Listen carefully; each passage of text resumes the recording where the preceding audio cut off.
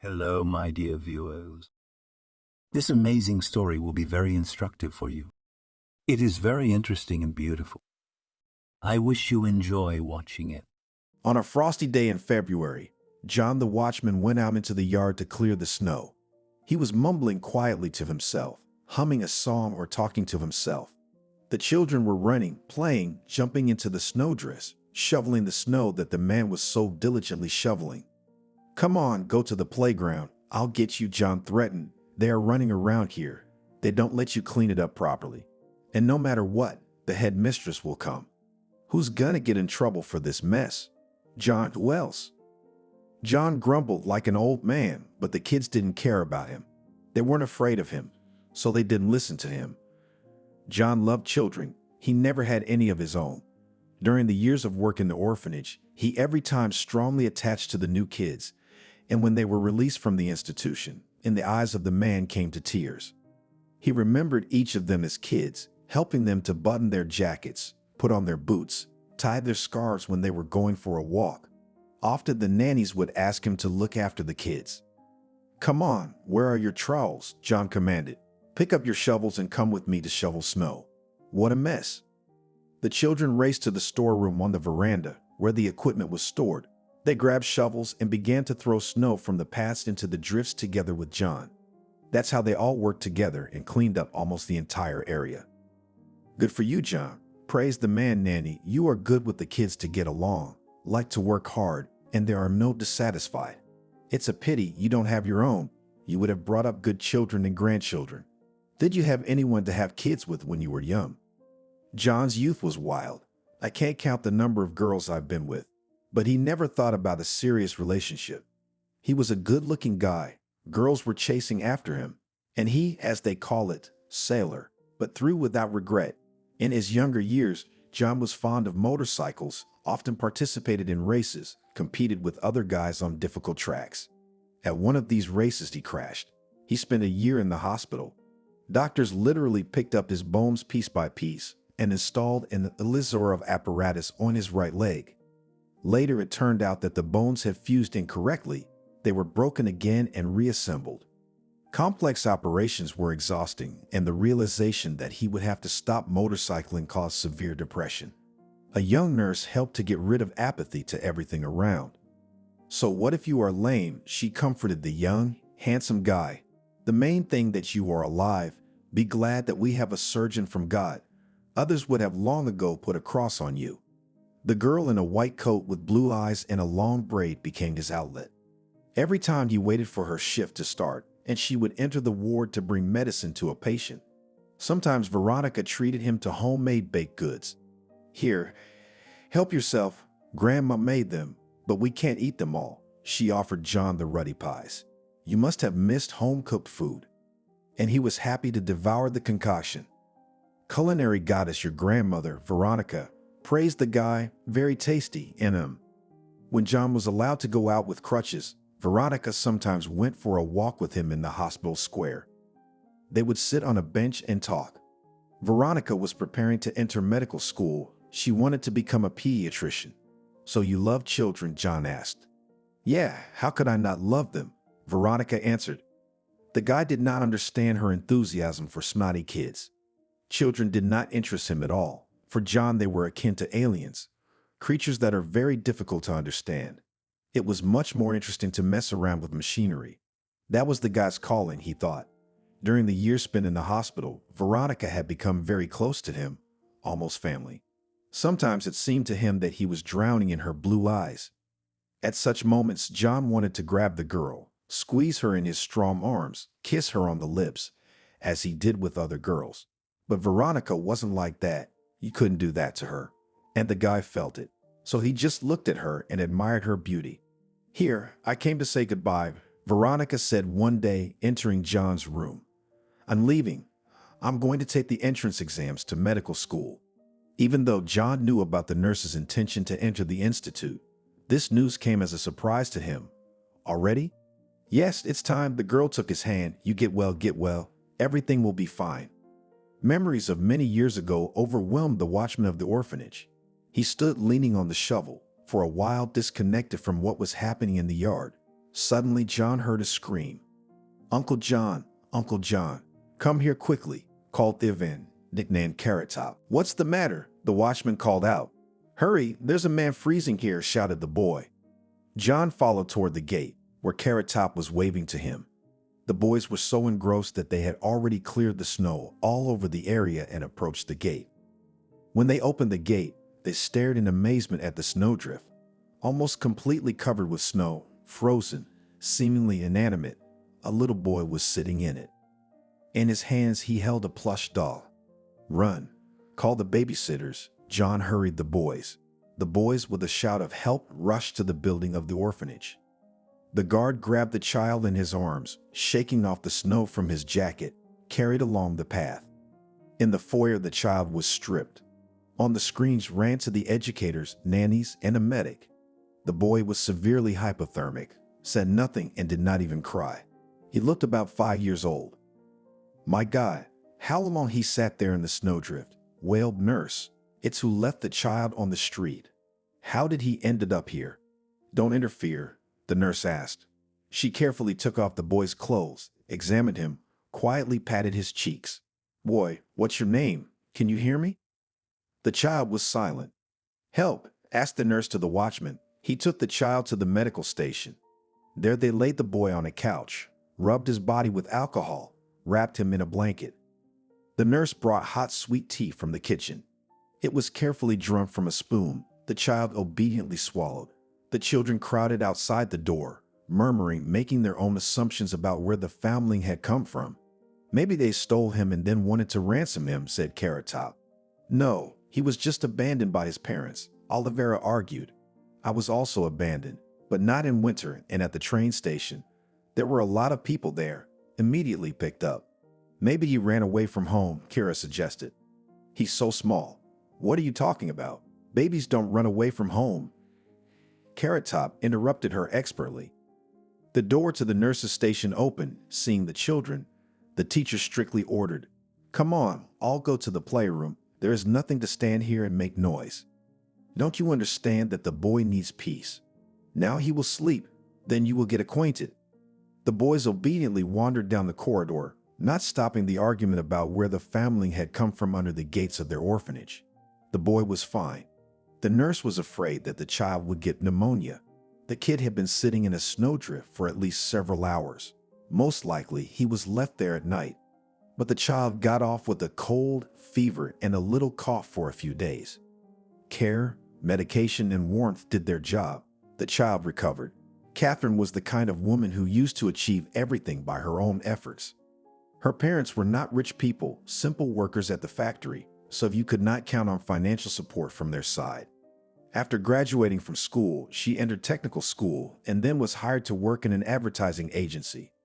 Ekaterina was a talented web designer. Her personal client base was expanding very quickly. Customers wanted her to design their advertising projects, flyers, brightly colored brochures, posters, and other products. "You have an incredible sense of color," Catherine praised her another client, looking at the finished advertising product. "We have a new product coming up. Could you develop for us a new slogan and concept of advertising? A large customer has applied. The case is very responsible. We can only entrust it to you." "Our management is delighted with your work," complimented the assistant head of a large industrial enterprise, receiving his order. Ahead of the elections to the city council, Catherine was called by the boss. "Catherine, I would like you to take the order from the candidate for Deputy Walker. He promises a good fee, and if Walker passes in the Duma, he will pay you the same amount." The boss peeled off a blank sticker from the packet and wrote on it a number with 5 zeros. Catherine's eyes went to her forehead. She had never made so much money before. "Walker wants you to take over his entire campaign from start to finish, developing the concept and all the materials, including newspaper articles, flyers, posters, banners, TV ads." The offer was more than tempting, but at the same time responsible. Catherine lived in a rented apartment. She had long wanted her own, even a small, but their own. It was a chance to finally buy a place to live. The boss looked carefully at the thoughtful Catherine. "I hope you realize that for the duration of the election race, you will have to give up all the orders that you have now in the work," she said to Catherine. Hand over the projects you've started to your colleagues. You decide for yourself. This was the largest project for all the time Ekaterina worked in the advertising agency. She was both excited and worried at the same time. Hurrying to the meeting with the candidate and his assistant, she mentally began to develop the concept. Beforehand, the girl studied the experience of election campaigns in other agencies, analyzed mistakes that could reduce ratings, studied materials about Walker. She came to the meeting prepared for a business conversation and productive cooperation. "Have a seat," invited the man in the jacket. "I will not hide. You were highly recommended to us as an excellent specialist with an unconventional approach to business. Now we have only one serious competitor in the city council elections. Our task is to beat him. I hope you are satisfied with the fee." "Absolutely," answered Catherine.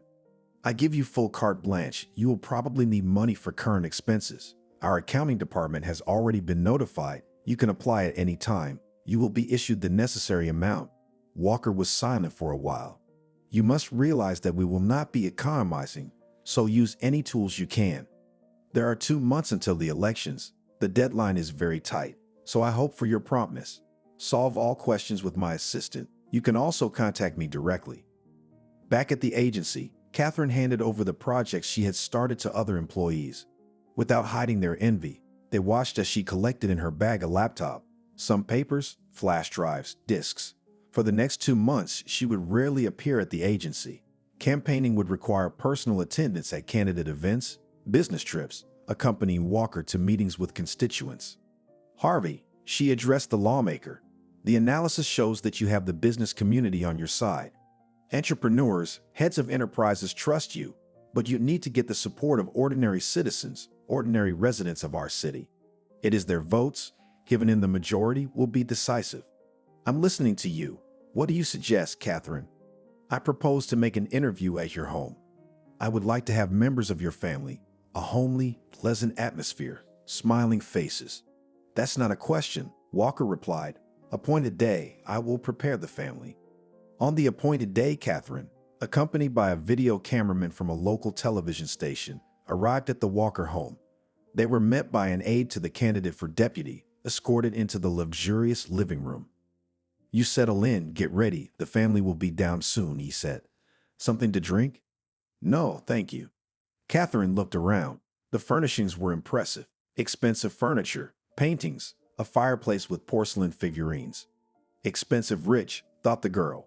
Luxury in the house seemed to her more of a menace than a plus. "When you do the shooting, try to keep all these vases, statuettes, paintings in gilded frames out of the frame," she asked the video operator. "It's no use. It may turn people against Walker. We don't have a wealthy population. Get the faces." Soon the family members entered the living room. The candidate's wife looked stern, tense. "Relax, dear," Walker told her. "Nothing is wrong. Be natural. Speak calmly. Smile more." "What am I supposed to do?" a girl of about 14 asked. She was wearing ripped jeans and a brightly colored t-shirt. "First of all, go change your clothes and wash off that war paint." Her father pointed at her provocative clothes and makeup. "Why should I, Dad?" The girl resisted. "My first time on TV will be shown, and I as a gray moth will look like." "I said go, change your clothes and wash your face, gathered like an Indian at war." "Hey, everybody," a guy came into the living room. He looked to be in his early 20s. He was wearing jeans and a white sweater. He had a neat hairstyle that suited him well. "I'm ready, Father." He turned to Walker. "Tell me what to do." When everyone was assembled, Catherine seated the family members on the large sofa. A beautiful coffee set was placed on the table in front of the household. Catherine sat opposite. "Let's begin," the operator commanded. "We are on a visit to the candidate for the city council, Harvey Walker." "Introduce us, please, with your wife and children," began Catherine, looking into the camera lens. The interview was conducted according to the scheme developed by Catherine in advance. The questions were discussed in advance, and the answers were not unexpected for her. "Father for me and my sister is not just a father. He is our friend," said the son of Walker, and Catherine carefully watched the guy. There was something special about him. He differed from his mother and father, lack of arrogance, spoke easily, not shy of the camera, as if his whole life gave interviews. We could always turn to him for advice. Despite his busy schedule, his father finds time to watch an interesting movie or have a picnic with us. Well, that's a bit of a mouthful, Catherine thought. She could not imagine Walker sitting on the grass surrounded by his family, or how he roasts meat on the grill. When the shoot was over, Catherine thanked the family for their time and said goodbye. On the day of the election, all participants of the election campaign were worried. On television, every 2 hours announced the preliminary results. Walker then surged ahead, then again rolled back a few hundred votes, losing to his main rival. But the final tally showed Walker winning the city council. In the headquarters of the now deputy reigned a joyful atmosphere. Participants of the race were jubilant, pouring champagne into glasses. To Catherine came Walker's son, handed her a glass. "I congratulate you," he said, smiling. "Why congratulate me? Your father should be congratulated," Catherine replied modestly. "Don't be modest. You played not the least role in this election campaign." To hide it, Catherine was proud of herself. This was the biggest project of her short career. It boded well for her future. Ekaterina already had no shortage of customers, but now it would be a completely different fee. It was well past midnight, but the campaigners did not leave. "It's so noisy in here," Carlos said, smiling. "Shall we run away? We have, after all, the right to take a break from the crowds." The champagne was intoxicating, heady. The mood was excellent, wanted to walk and return home, and stay alone was not any desire. Catherine agreed to Carlos' proposal. Taking her hand, handsome young man hurried to the exit. At the porch stood his car, a beautiful foreign car with a convertible top. He sat Catherine down and they drove off. The car raced along the lantern-lit highway past the houses where the townspeople had long been asleep. "Can I turn up the music?" Catherine asked. "Anything for you," the guy answered and pressed the button of the tape recorder. He stopped the car on the shore of the lake, took out a bottle of champagne from the back seat and a couple of plastic cups. "Shall we have a drink?" Catherine agreed. She liked Carlos more and more, despite the fact that his father holds a high-ranking position and from today can legally be considered a deputy of the city council. The guy talked to her as an equal. He did not boast of his origin, as modern majors did. When Carlos moved toward her to kiss her, Catherine suddenly for herself did not turn away. He was gentle, and she dissolved in his caresses and touches. "You are very beautiful," he whispered in her ear. Catherine's heart was pounding frantically. Her breathing became heavy. A faint moan escaped from her chest. Something extraordinary was happening to her. She herself did not realize how much passion lies in her body, how much desire could awaken in her this unfamiliar guy. Then she lay, pressed against him, feeling absolutely happy, and in the sky dawn still barely visible. Catherine had a legal day off. After the election campaign, her boss allowed her to rest for 2 days, after which Catherine was to begin her duties at the agency. Walker did not cheat. In the morning, a message arrived on the phone. The money for the work was transferred to Catherine's account. The amount, as promised by the deputy, was doubled. The girl was jubilant. She is a good girl. She was able to earn her own housing. In the near future, she will look for an apartment. The doorbell rang when Ekaterina was drinking coffee in the kitchen. Fixing her disheveled hair, she went into the hallway. On the threshold stood the courier. "This is for you," he said, holding out a bouquet of snow-white roses. "For me? And from whom?" the girl asked. "I do not know. There is a note in the bouquet," said the courier. "Please sign the document." He handed Catherine a receipt and a pen. Closing the door, Catherine took out the note inserted between the buds. "To the most beautiful girl in the world, I'll be waiting for you at 7 p.m. at the cafe in the plaza. Carlos." Absolutely happy, Catherine spun around the room with the bouquet in her hands. Then suddenly she stopped abruptly. Wait, he's asking her out on a date. And what to wear? Dresses, blouses, skirts flew from the closet. Finally, the girl chose a blue dress with a small floral print. It suited her very well. All day she spent in anticipation of meeting Carlos. Every now and then, looking at the clock, she thought that it was going too slowly. Each minute was an hour long. Carlos was waiting for her at a table on the cafe's open summer veranda. "You look beautiful," he said, motioning Catherine to a chair. "Let's order something. To be honest, I'm very hungry." Carlos handed Catherine the menu. Looking at the countless dishes, she suggested, or to your taste. They had a wonderful time, drinking wine, talking and laughing a lot. In the small cozy cafe, they sat until closing time. It was already dark outside when Carlos drove her to the entrance. Catherine did not want to part with the guy, and he did not let go of her hand for a long time. "Would you like some tea?" she asked.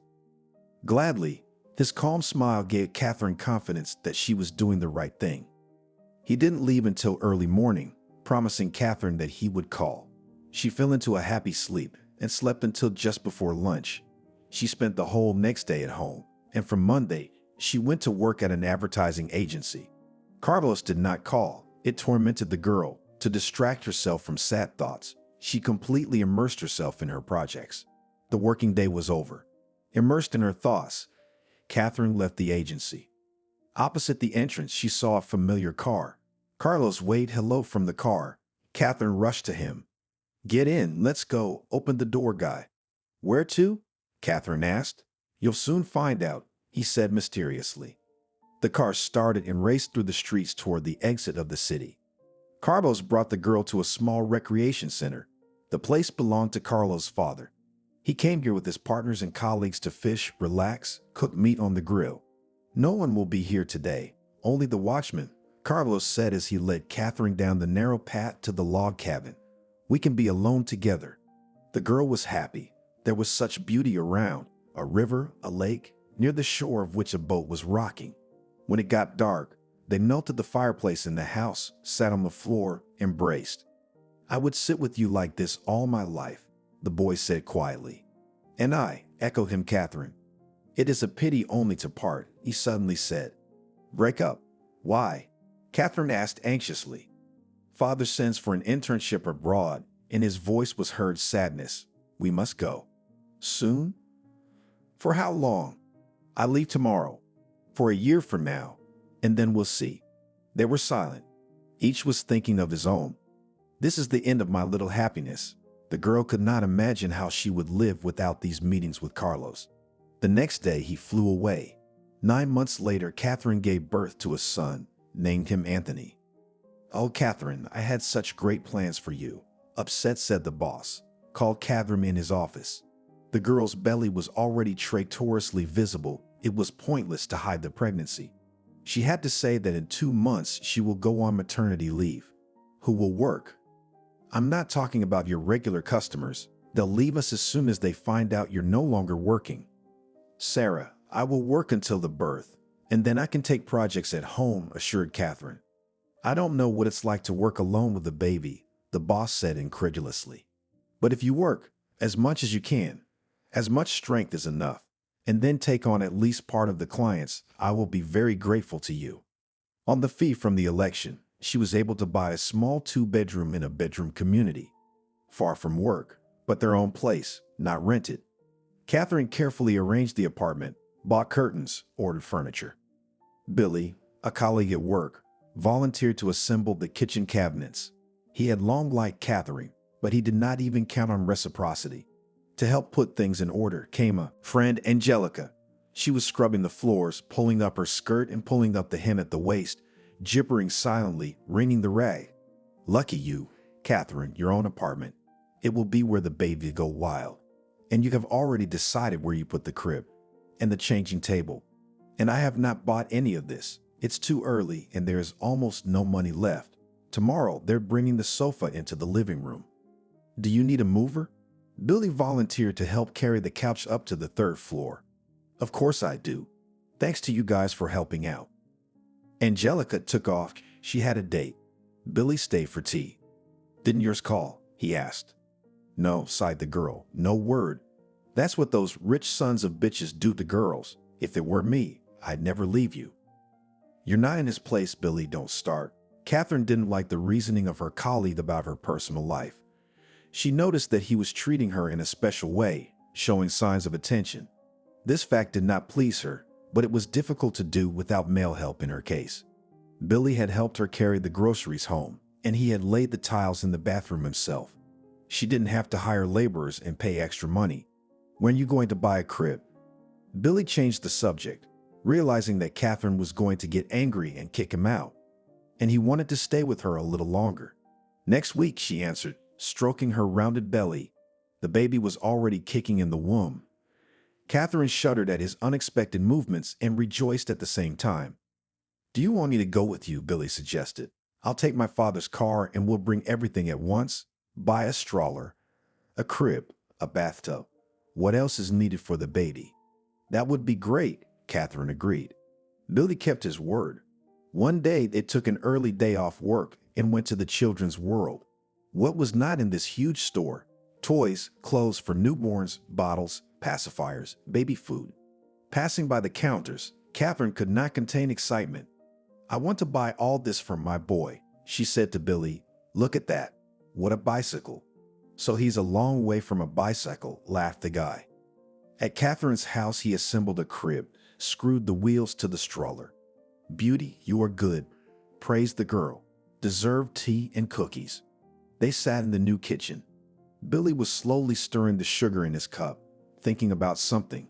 Suddenly, he looked Catherine straight in the eye and said, "Marry me." She was dumbfounded and silent. Billy had done so much good for her lately, cared so much. She didn't want to hurt the guy, but she loved Carlos. Catherine still hoped he would come back. "Billy, I'm sorry, but you know I don't love you," she began cautiously. "It doesn't matter. The main thing is that I love you," the guy assured her. "You'll be at ease with me. I'll love your son as if he were mine own. I'll take care of you, take care of you. I will do everything so that you will not regret for a minute about your decision to marry me. Catherine, I do not rush, you think, but only not too long. The child will soon ask for the white light." Catherine sat at the table with her eyes down. When Billy left, she thought, Billy's right. It's hard to raise a baby alone, and a boy at that. The child needs a father, and Catherine made a decision.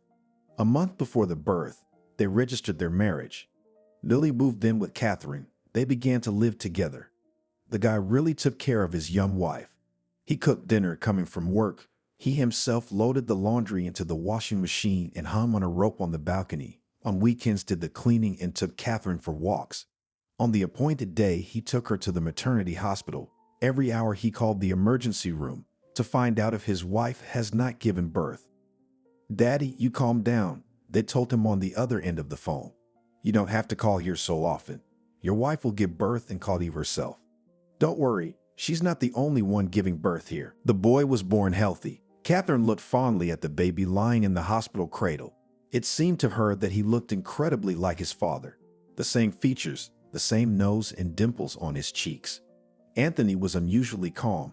Catherine rested a lot, recovered quickly, and was discharged home. She was greeted from the maternity hospital by Billy and Angelica. The young dad had flowers in his hands, as well as cake and candy for the medical staff. "Check, Daddy," the nurse said jokingly as she undressed the baby and was about to dress him, to make sure all the fingers and toes were in place. Billy was confused.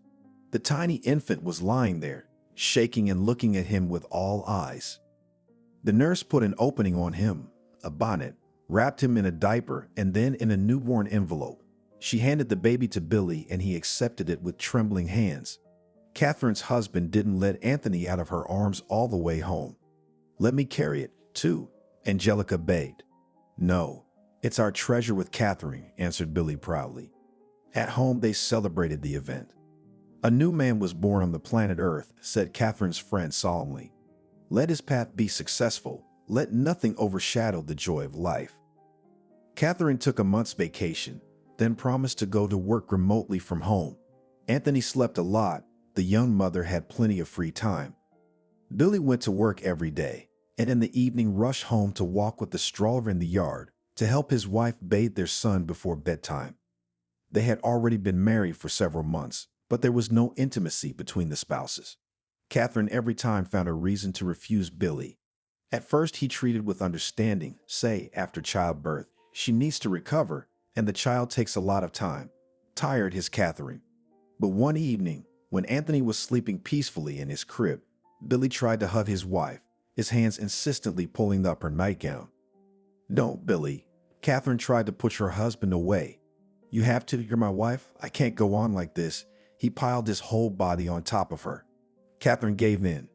Now Billy did this to her regularly. Catherine then could not sleep for a long time, continuing to feel his touch on her body. Being close to her husband did not bring her joy. She was grateful to him for everything, but did not love as she loved Carlos, who disappeared from her life suddenly as well as appeared. "The other day I will go to my parents," said one day at breakfast Catherine. "My father was ill, I should check on him, and my mother wanted to see her grandson." Billy was finishing his sandwich. "Go, I'll take you to the bus station," he agreed. "When you get back, call me and I'll meet you. I know your mom, she'll put the bags with preparations on you again." "Okay, I'll call." Catherine diluted the mixture in a bottle and went to the bedroom to feed Demachka. The next day, Billy escorted her to the intercity bus, carefully sat her down, got off and smiling waved. Anthony slept the whole way, woke up only at Katia's stop. "Daughter, how glad I am that you came." Catherine's mother met her on the platform. "I didn't think so. How was your trip? Are you tired?" "I'm fine, Mom. Anthony slept the whole way," replied her daughter. "Well, let's go quickly. Father is alone at home. No matter what happened." The woman hurried, taking from her daughter's hands a bag with children's things. "Mommy, how good it is at home," rejoiced Catherine, undressing the baby. "I missed you so much, just no strength." Ekaterina's mother sat down next to her, looking at her grandson. Since the last time they met, he has grown noticeably. Dark hair on his head curled in rings. "Curly, like you as a child," said Grandma Anthony, smiling. His father came out of the bedroom. He couldn't wait to hug his daughter and see his grandson. "Well, Anthony, let's get acquainted," he said, taking the little boy by the hand. He immediately grasped his grandfather's finger tightly. "Wow, what a strong, rich man is growing, and I am your grandfather." "Dad, how is your health?" with anxiety asked Catherine. "Yes," creaked slowly, the man replied. "Old age, then it is. No one has not yet given strength." "Come on, what old you are still a go-go," tried to cheer up his father Catherine. "Do not calm down here. Even mother in the vegetable garden cannot help. Legs do not hold," complained father-daughter. "She alone, all the burden on himself pulls." "Nothing, I will help," promised Catherine. All day long, she and her mother weeded the beds, loosened the soil, watered, fertilized, picked berries. In the evenings, locked in the kitchen, they made jam and poured it into jars. "Take it home and give it to Billy," my mother said. When it was time to return, the parents could not part with their daughter and grandson for a long time. Catherine's mother packed 2 bags with cans. Altogether, they dragged them with difficulty to the bus, loaded them. "How are you going to carry all this from the bus station?" the mother complained. "I'll call Billy, he'll meet me," Catherine replied. When the bus entered the city, she took out her cell phone from her purse. The screen treacherously did not turn on. The battery was dead. Catherine was upset. How could she, with a baby in her arms, and even with these cans? It was her own fault. She should have checked whether the cell phone was charged at her parents' house. She was the last to get off the bus. The driver helped her unload her bags. Ekaterina struggled to get to the nearest car with checkers on the roof. "Are you free?" she asked the driver. "Get in," he replied, helping the girl to load the bags into the trunk. At the entrance of her house, she paid the cab driver, exhaled, and looked up at the third-floor windows. "Surely Billy couldn't have known we were coming back, so he didn't meet us," she thought as she opened the door to the entryway. The way to the apartment was more like an ordeal. The girl lifted her son to the next floor, sat him on the steps, and ran downstairs to get her bags. Then again, first the child went up the stairs, then she went down for the bags. Finally, she found herself at the door of her apartment. Catherine opened the door with her key. "Billy," she called out, but no one answered. The girl threw off her shoes, went into the living room, put her son on the sofa. From the bedroom, she heard strange sounds and a woman's voice. Catherine opened the door and was stunned. In bed, without noticing her arrival, Billy and Angelica, her friend, were having fun. Angelica was the first to notice Catherine. She moved away from Billy and covered herself with the sheet. Billy looked up too. His wife's arrival was a surprise. "Catherine," was all he could utter. The girl covered the door. She sat down on the couch next to her son and began to undress him slowly. The first to come out of the bedroom was Angelica. "Catherine, well, you do not think anything bad." Peacefully, she began to justify herself to her friend. and then suddenly spoke in a steely voice. "You yourself to blame. The man needs attention, affection, and you are like a block of snow, like a rock icy. You can't be approached by a lame mare." Angelica slammed the front door. Billy came out of the bedroom. He didn't seem to feel guilty. On the contrary, it was her fault that Catherine hadn't warned him of his arrival. She should have called. Then this awkward situation wouldn't have happened. Billy went to the kitchen and sipped from the bottle of vodka he had started. Returning to the room, where Catherine neatly put Anthony's things in the closet, he asked, "Why didn't you scandalize? Do not accuse me of cheating."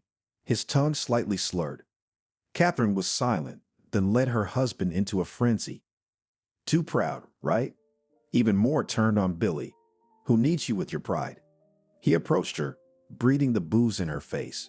Catherine tried to pull away, but a hard punch to the face made her stagger and she fell to the floor. Billy leaned over her, hissing, "I'll have you like silk from this day forward." He went into the kitchen, shut himself in, and poured vodka into a shot glass. Catherine cried quietly. Anthony looked at his mother rising from the floor with surprised eyes. From that day, Catherine's husband changed not for the better. He often came home drunk, and sometimes returned in the morning. Scandals became commonplace in their home. From the shouting, "Stepfather," Anthony woke up, began to cry, even more infuriated Billy. Catherine was still repeatedly hit. She tried to leave, to close herself in the bedroom, not to be seen by her drunken husband, but he found her, again and again accused her of coldness, that she did not love him, and he is raising her fattened child. "Where?" he yelled, once again, coming home drunk. "Where's his daddy? He doesn't want you. Dumped you? He had fun with you and left you." Once again, smearing a black eye in the bathroom, Catherine suddenly felt bad. She sat down on the edge of the bathtub. She felt dizzy, violently nauseous. "Here we go. It's getting to concussion already," she thought. The day before, Billy had beaten her again. Only a week later, when the nausea and dizziness still did not stop, Catherine realized that she was pregnant. When she heard the news, Billy's face changed. "Do you mean I'm going to have a child?" he asked Catherine, not believing his ears. "You and I are going to have a child together. My own son, my blood." Billy suddenly grabbed Catherine in his arms and started circling the room. "Put me down already," she asked grudgingly. She didn't want to give birth to an alcoholic husband who also beat her regularly. Billy understood her thoughts. He fell on his knees in front of Catherine, hugged her, pressed his cheek against her belly, where the life of his own baby was being born. "Catherine, Catherine," he whispered, "you forgive me. Forgive me, please. I will change. Everything will change in our lives." The woman was silent. She was unbearably disgusted to listen to her husband. Billy raised his head, looked at her, stood up and said angrily, "If you try to have an abortion, I'll kill you." The remaining months before the birth, her husband did not even touch Catherine with a finger. He was caring, always came home on time, did not drink. True, sometimes from her husband's shirt smelled strongly of women's perfume. But Catherine did not pay attention to this. Pregnancy was very difficult. She was constantly vomiting, whining in the lower abdomen. Sometimes the woman thought that it would be better if he beat her and had a miscarriage. She should have children with the man she loved, but she felt indifference mixed with hatred for Billy every day. At the next ultrasound, Billy went with her. Catherine lay on the couch, lifted her blouse. Her husband stared intently at the screen, as if he could understand what was appearing on it during the examination. But the polite nurse obligingly helped him make sense of it. "Here, look," she began, pointing her finger at the black and white floating image, and suddenly stopped talking. The woman was scrutinizing the monitor screen. "Wow, Daddy, congratulations, you have twins." Catherine, from surprise, lifted up, leaning on her elbow. "Are you sure?" she asked. "We have no twins in our family." "We have," her husband interrupted her. "My grandfather had a twin brother, only he died when he was a baby." "Well, you see," said the nurse, "it all makes sense now. And twins are good. They will always be together, will help each other in life, if anything." Billy and Catherine returned home in silence. They left Anthony at the neighbor's house for a while. When he saw his mother, he dropped the toy, smiled, and stretched out his arms. "Well, come to me, my good," wanted to take in the arms of her son Catherine, but her husband stopped her. You do not need to lift weights. Give him to me. Billy took Anthony, carrying him home. Catherine thanked the neighbor. Catherine's husband now every day only talked about the twins, which are about to be born. We need to buy a big stroller and a crib for twins, he said. Catherine, you cannot imagine how I want them to come into the world sooner, how I want to take in my arms. All my friends have women give birth to one, and you're my good girl, two at once. They'll be jealous. Bringing something delicious from the store, he kept repeating, "This is for my twins. Eat, dear. Feed the children. They need to grow." Catherine, his fuss about her pregnancy only annoyed. The labor began at night. Billy called an ambulance, met the doctor at the entrance. After examining Catherine, the doctor said, "Get dressed, get your things, and go down to the car." Catherine went into the hallway, where the bag prepared for the maternity hospital was already standing. Billy rushed after her. "Stay with Anthony," she told her husband. "No, I'm coming with you." "Are you crazy?" Catherine objected. "He's just a little boy. You cannot leave him alone at home." "What will he be?" argued Billy, tying the laces on his sneakers. "If you don't stay with the baby, I'll give birth at home." Catherine cut him off and sat down on a chair. Billy straightened up. He realized that if he didn't send his wife to the hospital now, there might be complications. After thinking for a minute, he agreed. Okay, I'll sit with Anthony, but I'll walk you to the car and then I'll be back," he said in a more peaceful tone. Watching the ambulance pull away from the driveway, Billy was worried. At a leisurely pace, he headed around the corner of the house. There was a night bar in the neighboring 5-story building where alcohol was always available. Billy bought 2 bottles of vodka and went home. Anthony was crying while standing in the crib. The toddler woke up. Not finding his mother in sight, he became frightened. Billy entered the bedroom, looked at his stepson with an indifferent gaze. "Well, what are you up for? Lie down, come on," he said, putting the child in bed and covering him with a blanket. The man closed the door and walked to the kitchen. He drank until the morning and so fell asleep at the table. He was roused from his drunken slumber by a phone call and Anthony's scream. Billy didn't immediately realize where to run to first. Grabbing the baby in his arms, he looked for the phone. The screen displayed a missed call from his wife. The man tried to call back, but the caller was already out of range. "Damn it," Billy cursed as he put Anthony in the high chair. He dialed the number for the maternity ward.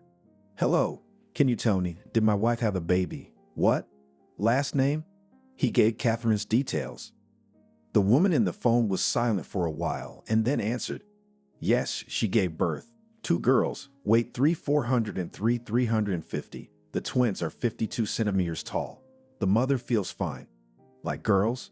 Billy asked in a daze. "You're not confused, are you?" But the other end had already hung up. Billy sat down on a stool. Anthony was gnawing on his dryer, staring at his stepfather. "Your mother gave you sisters," the man said to the child, as if he could understand what was going on in Billy's soul. He dreamed of a son, and when he learned that there would be twins, he already imagined how he would be a happy father of 2 boys, how he would be proud of them, walking on the playground.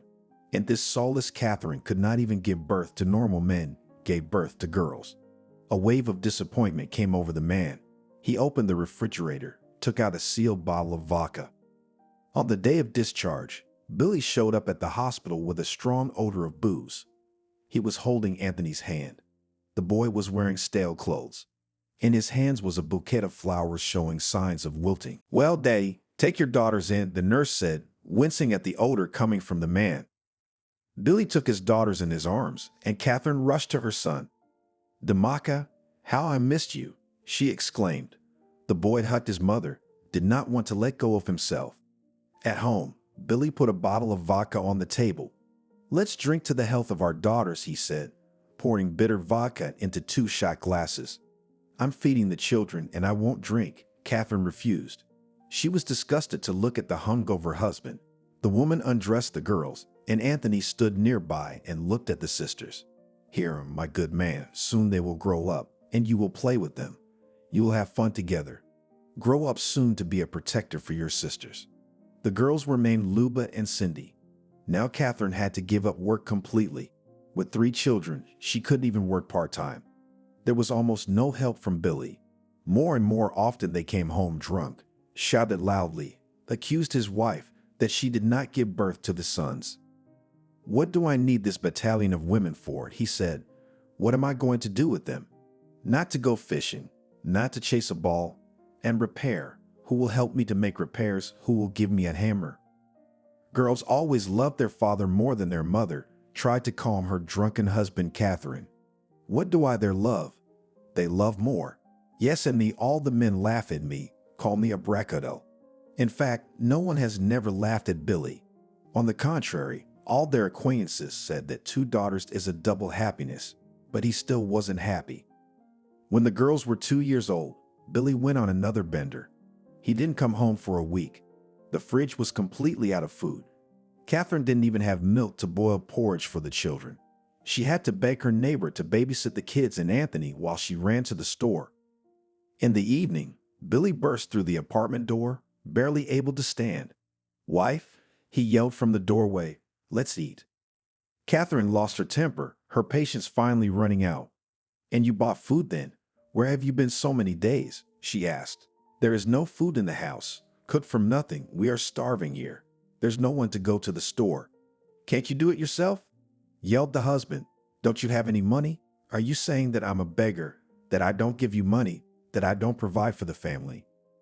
Billy swung at his wife. Catherine quickly dodged, tried to leave to the bedroom, where the children had just fallen asleep. But her husband's strong arm caught up with her. Billy grabbed her, threw her on the floor, began to undress her. "I'm a good husband, now I'll prove it to you," he hissed in Catherine's ear, smelling of alcohol. The woman tried to escape from under the heavy body of her husband, but he pressed her harder and harder to the floor. "Go away," she screamed. "I'm sick of you." Her words were followed by a strong blow to the head. Before Catherine's eyes all blurred the closet, the chandelier on the ceiling, the sofa, her husband, looming over her with a raised fist. He beat his wife for a long time, hitting her face, her head, kicking her stomach, all over her body. Having vented his anger, Billy went to the kitchen, grabbing a started bottle of vodka from his jacket pocket in the hallway. "You'll know how to dislike a husband, how to argue with a man in his own house," he hissed through his teeth. Billy awoke in the deep night. Staggering, he made his way to the room where Catherine lay on the floor. "Hey, what are you lying around for?" he said, staring at his wife. "Get up, come on, I'm out of money. Give me a bottle." Catherine didn't answer and didn't move. Billy pulled her arm, trying to lift her up, but her limp body gave no sign of life. "She's passed out," the man thought. He bent over her face, listening to her breathing. Dead. Billy began to sober abruptly, coming to his senses. Slowly, the realization came to him of what had happened. He had beaten his wife to death. The man was frightened, spun around the room, not knowing what to do. Now he was going to jail, but he couldn't let that happen. He didn't want to go to jail.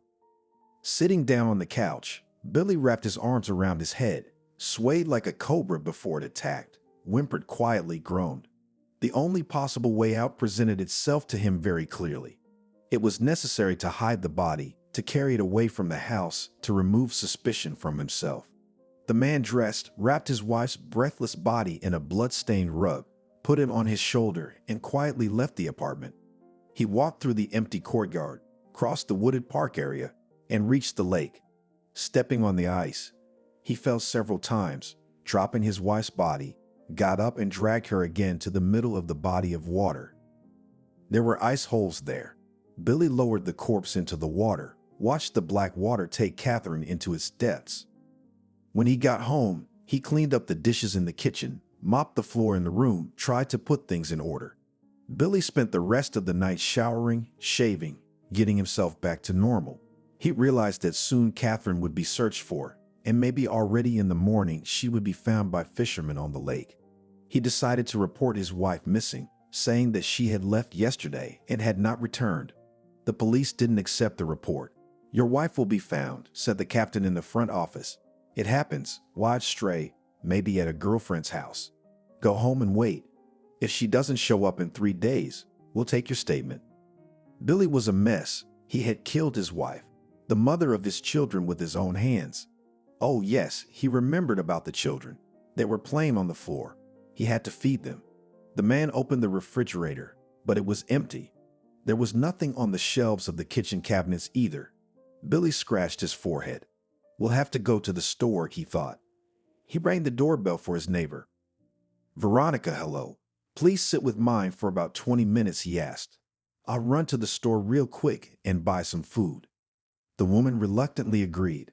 The man rushed to the supermarket, on the way making a list of things to buy in his mind. Ekaterina's body was discovered by fishermen. They pulled the dead woman out onto the ice and called the police. Drowned or something. They must have helped her. Who would go swimming at such a time? They reasoned among themselves while waiting for the investigation team. Billy was questioned.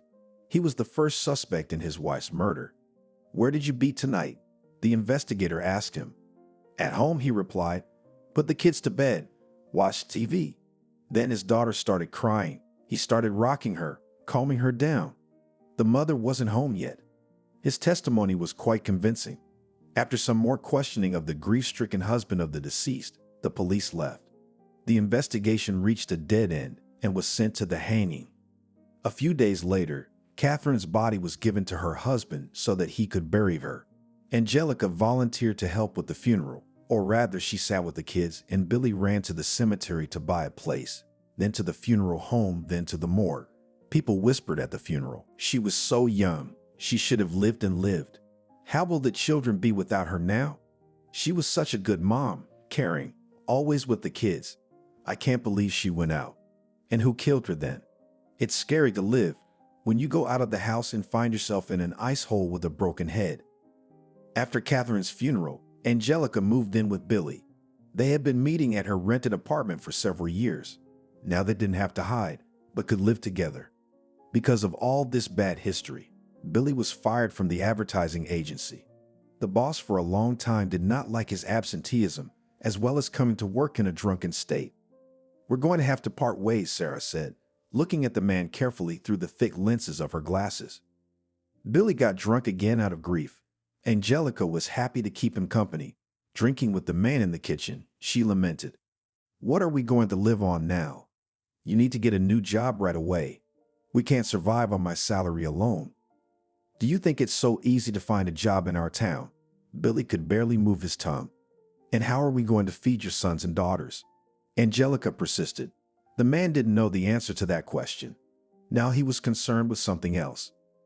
Angelica, go to the store and buy a bottle, he asked, twirling an empty vodka bottle in his hand. Buy something for the kids to eat. He pulled out a few bills from his pocket, all that was left of the settlement from the agency. The children whimpered, sitting on the floor among the toys. They wanted to eat. The drunken father put a piece of rye bread in their hands. He said, putting his finger to his lips, now Mama Angelica will bring you food. The woman returned with 2 bottles of vodka. She didn't know what to buy for the children, so she took some sausage and milk. Do you think they will eat the sausage? Billy asked. I don't know. We eat, and they will eat, Angelica justified. Well, if they refuse, we'll eat it ourselves. It's an appetizer. And in general, Janaka, I don't have to feed your children. You think about their sustenance. It's not easy to feed all 3 of them, the man said thoughtfully. Yeah, especially since Anthony isn't yours at all. And now you'll have to raise him, spend money. Suddenly, Angelica had an unexpected thought. Billy, you take him to an orphanage, she said, lighting a cigarette. An orphanage? No, it's complicated. Besides, if I give him up, I could be deprived of parental rights to my daughters, and they're my own blood girls. But Anthony's not my own, so he's an extra mouth to feed, Angelica said. Anthony is not my own, but I won't go to the orphanage. Then Social Security will drag me in. They'll start checking, and I don't work. You want me to be deprived of my daughters? Angelica pouted her lips. She did not like the prospect of bringing up and raising Katia's son, impregnated by who knows who. And you do not give him up on the documents and just throw him to the orphanage. We have a large orphanage. The gates there are big wrought iron gates. They will find him and put him in the institution. The man's mistress suggested a way out of the situation. After thinking for a while, Billy agreed with Angelica that it was the only way out. That way the girls would stay with him and he would get rid of the extra mouth. When it got dark outside the window and the lights went out in the windows of the houses, he and Angelica dressed Anthony, gave him his favorite stuffed dog, and drove him to the gates of the orphanage.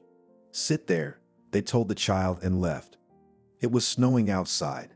The February wind howled, scaring the 5-year-old boy. To make it less scary, he closed his eyes and held the stuffed dog tighter to him. Anthony was found in a snowdrift by children who, together with the guard John, were clearing snow on the territory of the children's institution. The boy was treated and left at the orphanage. The administration of the orphanage appealed to the police, but no one declared the boy wanted. When asked, "What is your name?" the child answered, "Anthony." This name was left to him, and the surname was given Stone because they found him so unexpectedly in a snowdrift near the gate. The boy quickly became friends with Evan and Kira. The boys were older than Anthony by a couple of years, and they were careful to tutor him at first, teaching him to be smart. "When you go to dinner," Carrot Top said with a businesslike look, "don't eat the gingerbread at once. Take it with you. At night, you know how hungry you'll feel. That's when the stash will come in handy." Carrot Top always had food in his nightstand. In addition to gingerbread, at night he would pull crusts of bread out of the drawer. The boys would chew on them together, looking out the window at the night sky. Sometimes the boys fought. Once they fought on the playground, rolling around on the grass, beating each other up. What the boys had disagreed about, no one will ever know. Watchman John was the first to notice the fight, hobbling and limping on his right leg. He hurried to the playground. "Break it up," he shouted sternly, but the boys continued to roll around on the grass. Then John took a bucket, drew water, and poured it on the boys. To his surprise, the cold water did not cool the fervor of the fighting friends. They mutilated each other for nothing. Friends with each other, thought the watchman, remembering an old saying about friendship. In their school days, the group would have adventures, climbing out through a hole in the fence and going into town. No one knew about their secret crawlway. The board was held on a single nail, easily pushed off and put back in place. And the boys, sneaking past the slumbering watchman John, carried through the forest park to the city streets, where the colorful lights of signs, beautiful cars, the opportunity to forget about the walls of the orphanage for a while.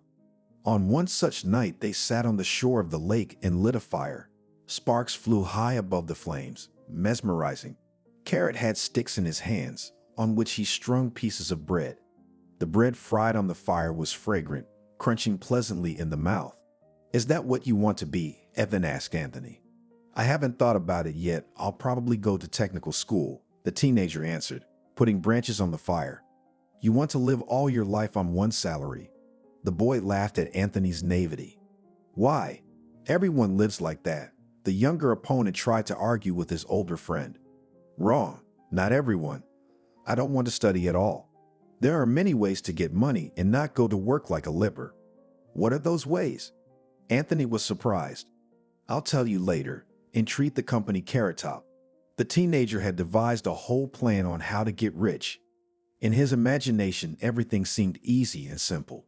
It seemed that the plan of enrichment thought out in detail. One day, when they again climbed through the fence and escaped from the orphanage, Carrot Top told Kira and Anthony, "It's very simple. We find some car with a woman driving it. She gets in the car, starts backing up. And then Kara gets rear-ended from behind. Come on. I don't want to end up in the hospital or crippled for life. I don't want to get run over." "Don't worry," Carrot Top reassured the girl. "You fake it like you're going to get hit. You'll only get a slight bump with the bumper. Baba will jump out of the car, and you pretend to cry that you are very hurt. I know these chickens in expensive cars." She'll start wooing and anning around you, saying, "Girl, let me help you." And you don't get up in a hurry, just squirm there on the ground. Me and Anthony will sneak up to the car and steal the bag with the money. Then we all run together, dump the bag and keep the money. That's my brilliant plan. "That's stealing," Anthony resisted. He obviously didn't like Carrot Top's plan. "Oh, come on. These women have so much money in expensive foreign cars that only chickens do not peck. They're not going to be shortchanged."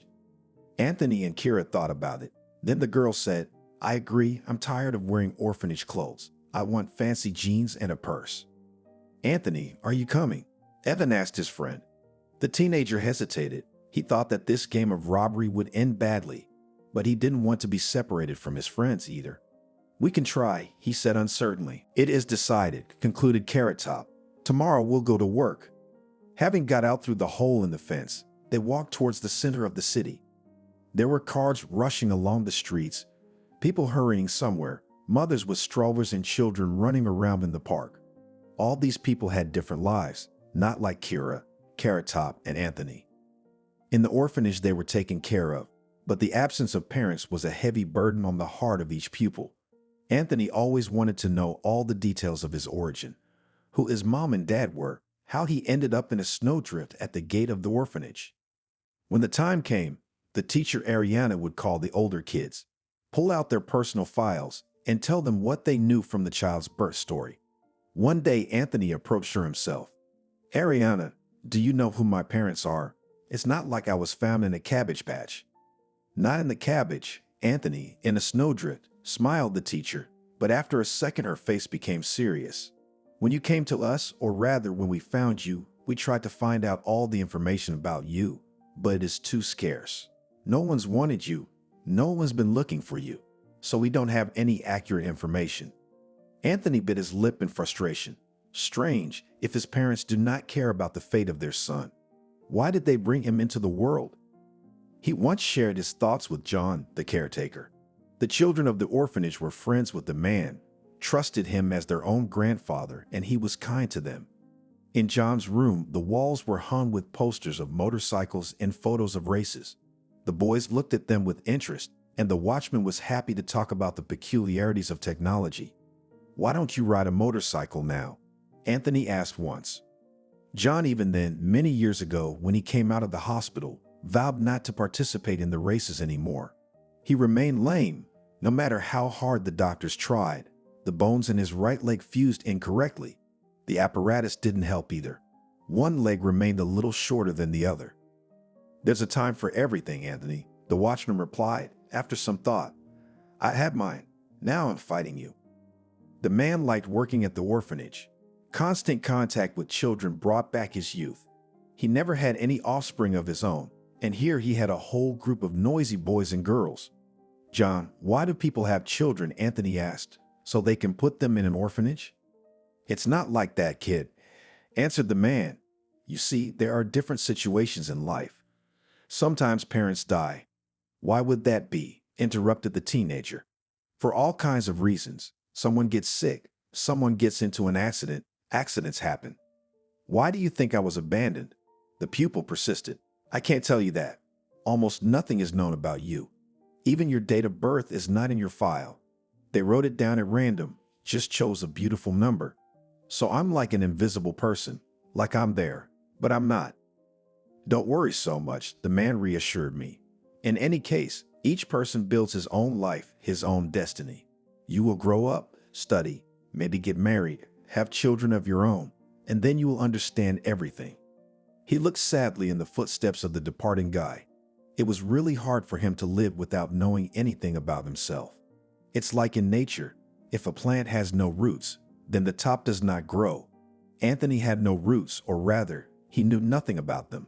He just lived his life as it happened. He's a good kid. I feel sorry for him. The guy spotted a car outside the supermarket. A beautifully dressed woman of about 50 got out of it, and she was holding a purse. "I wish I had one of those," Kira thought. They stood behind a tree and watched. Picking the alarm button, closing the car, the woman went to the entrance of the store. "Let's wait. Should be out soon," Evan said. The woman did, indeed, come out about 10 minutes later.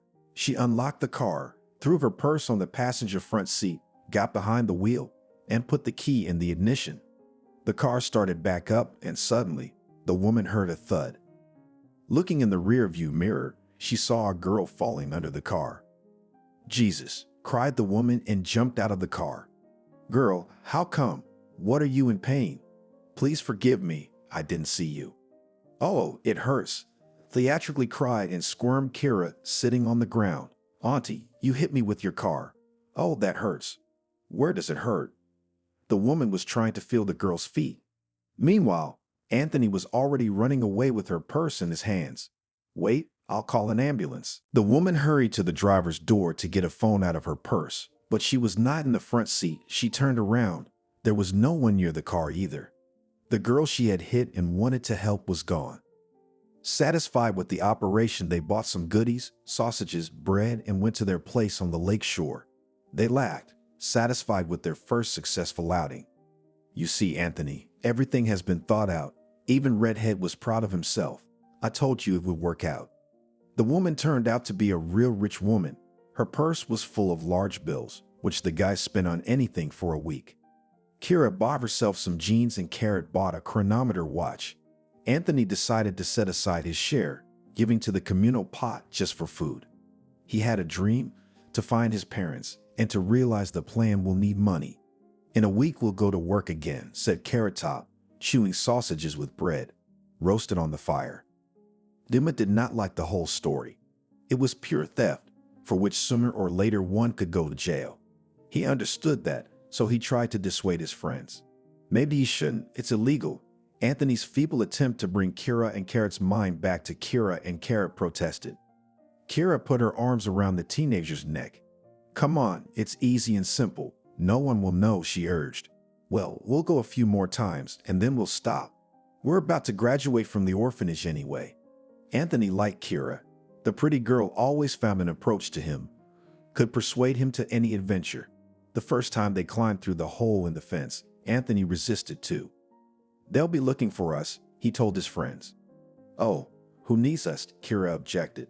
We'll go for a walk and then come back. Everyone's asleep anyway. Anthony couldn't refuse the girl. It so happened that he himself did not notice how Kira took him in a turn, twisted the ropes, and always got her way. And now, looking into his eyes, she was persuading him. Well, what are you, Anthony? We had it all worked out the first time. It will work out now. After hesitating, Anthony agreed. On the appointed day, they went to the shopping center, where the parking lot was always full of cars. They tracked down a richly dressed woman. Look, there's a hottie pulling up, Carrot Top pointed out. She's wearing jewelry. She's definitely got a lot of money. The guys took their positions and hid. When the woman came out of the shopping center and went to the car, Kira crouched behind the rear bumper. Now the aunt would start the car, start backing up, and push Kira. She would squirm and play the victim again, and the guys would do their thing. Suddenly, someone pulled her by the hood of her sweatshirt and dragged her away. Come with me. Kira twisted around and saw John. You've had enough of this. It's time for honor, which, apparently, you don't have. The guard was dragging her out of the parking lot. Where the hell did he come from? Ivan cursed. He ruined the whole operation, and now he's got to get the money. He'll report us to the principal, and we'll be locked up, and they won't let us go anywhere else. The boys watched with annoyance as the guard dragged the girl. He clung tightly to her arm and walked in silence. Kira dragged behind John with her head down. Got her. Who'd have thought it? The guard dragged Kira into his cubbyhole and sat her down on a chair. Tell me, what were you doing there? He began his interrogation. Nothing. I was just sitting there. Don't you have anywhere else to sit but under cars in the parking lot? John looked at the girl carefully. He understood everything and saw Evan and Anthony standing behind the tree, but he decided to start with Kira, and the guys would come to rescue her themselves. The watchman was sure of that. And so they did. Not an hour later, there was a gentle knock on the watchman's door. Come in, you idlers, John shouted. So you've made up your minds to spend some time in prison? John, we didn't mean to, began Carrot Top. We just need money. The food in the orphanage is bad, and things are just old stuff. And that's why you have to steal. Where do you get the money? Kira squealed. Have you tried working? Where would they take us? Evan justified. You can go to the crossroads to wash cars or to the market as loaders. You've grown so big. Aren't you ashamed of robbing poor, weak women? You know how much money they have, Evan began, but he was silenced by John's stare. Whatever it is, it's their money, not yours. If I ever find out what you're up to again, I'll have you in trouble. This conversation is over. The watchman cut him off. Get out of here, you bums, and you, Anthony, stay here. The boy looked at John in surprise. I wonder what it was that the man wanted from him. Now we'll lecture, teach the right life, thought Anthony. John was silent, pouring tea into 2 cups. From the locker, he took out a cookie. Help yourself, The watchman offered. Anthony hesitantly took a treat from the vase. Kara and Evan are slackers, John said, but you're the one who got involved in this criminal activity. What's your problem? Anthony didn't say anything. It's easy to ruin your life forever, but you'll be bitter afterwards. You'll regret one wrong deed 100 times, and it'll be too late. Yes, maybe you lack a lot in the orphanage, but you have to strive for the best. You have to study, then go to work. When you graduate, you'll be given an apartment as an orphan from the state. That's when your independent life will come. And if you go to the zone, you'll lose everything. You'll leave yourself no chance for a good life. I want to find my parents. Anthony looked up at the guard. It was his cherished dream. You can't live a good life without knowing who you are. I don't know who I am. Maybe my parents have been searching for me all my life. Maybe I have siblings and grandparents like normal kids. Maybe they suffer that I'm lost. John stared wistfully out the window. He felt sorry for the boy. He was nothing like the children who were brought up in the orphanage. For many years of work, he had seen a lot of things, more and more convinced that genetics affects the future. What is written on the birth, that cannot be replaced, and even the most humane education will not help. Children of thieves become thieves. It happens all the time. But it's not like Anthony was born into a family of thieves. There was something different about him. I'd already told you that finding your roots is almost impossible. The watchman tried once again to convince Anthony to forget about looking for his parents. I want to hire a private detective. That's why I need money. The guy shared his plans. A detective, you say? John looked at the boy carefully. And tell me, friend, with what data you come to the detective? What are you going to tell him? My name is Anthony. My surname is made up. I'm looking for my parents, about whom I know nothing. You don't even know your real date of birth. So what? Private detectives can do anything. Anthony truly believed that. Everybody can, the watchman grumbled. Okay, go on, detective. Left alone, John wondered how to help the guy and if it could be done without any information. He had an old friend with whom they had raced motorcycle races together when they were young. Then Oliver went into the army, and after that he worked for the police. When he retired, he was a lieutenant colonel, now called Oliver and nothing else, a respected man, a good investigator. John was determined to go to him, even though it wasn't his policy to bother people and use his connections. He just really wanted to help the boy, and maybe something would become clearer in his case. Oliver lived at his old place of residence. He had a lot of free time on his pension. The police lieutenant colonel had bought himself a boat and often went fishing. And this time he was checking his fishing gear, unwinding the line, going over floats, when the doorbell rang. On the doorstep stood his old friend. At how in their youth they raced motorcycles, competed, took cups. They were even in the newspapers. And then the friend crashed, was in the hospital for a long time. Communication gradually came to naught. Oliver was very happy to see an unexpected guest on the doorstep of his apartment. John, are you there? I can't believe it, he exclaimed, recognizing his friend at once. It's me. I'm not mistaken, John smiled. Come in, dear. Why are we standing in the doorway? Oliver invited the watchman. Are you alone or with your mistress? John asked. I'm alone. My mistress died 5 years ago. She had cancer. The doctors couldn't save her. At least she didn't suffer long.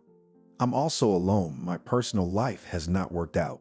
No wife, but 40 children, John shared. What do you mean? I don't understand. I work in an orphanage. They are all my relatives. I feel sorry for the kids, so I deal with them in my spare time. Who would have thought John would be a father to orphans? Oliver was surprised. The men went into the kitchen. Oliver fidgeted, put the kettle on the stove, and began to take out sausage, cheese, and a bottle of white wine from the refrigerator.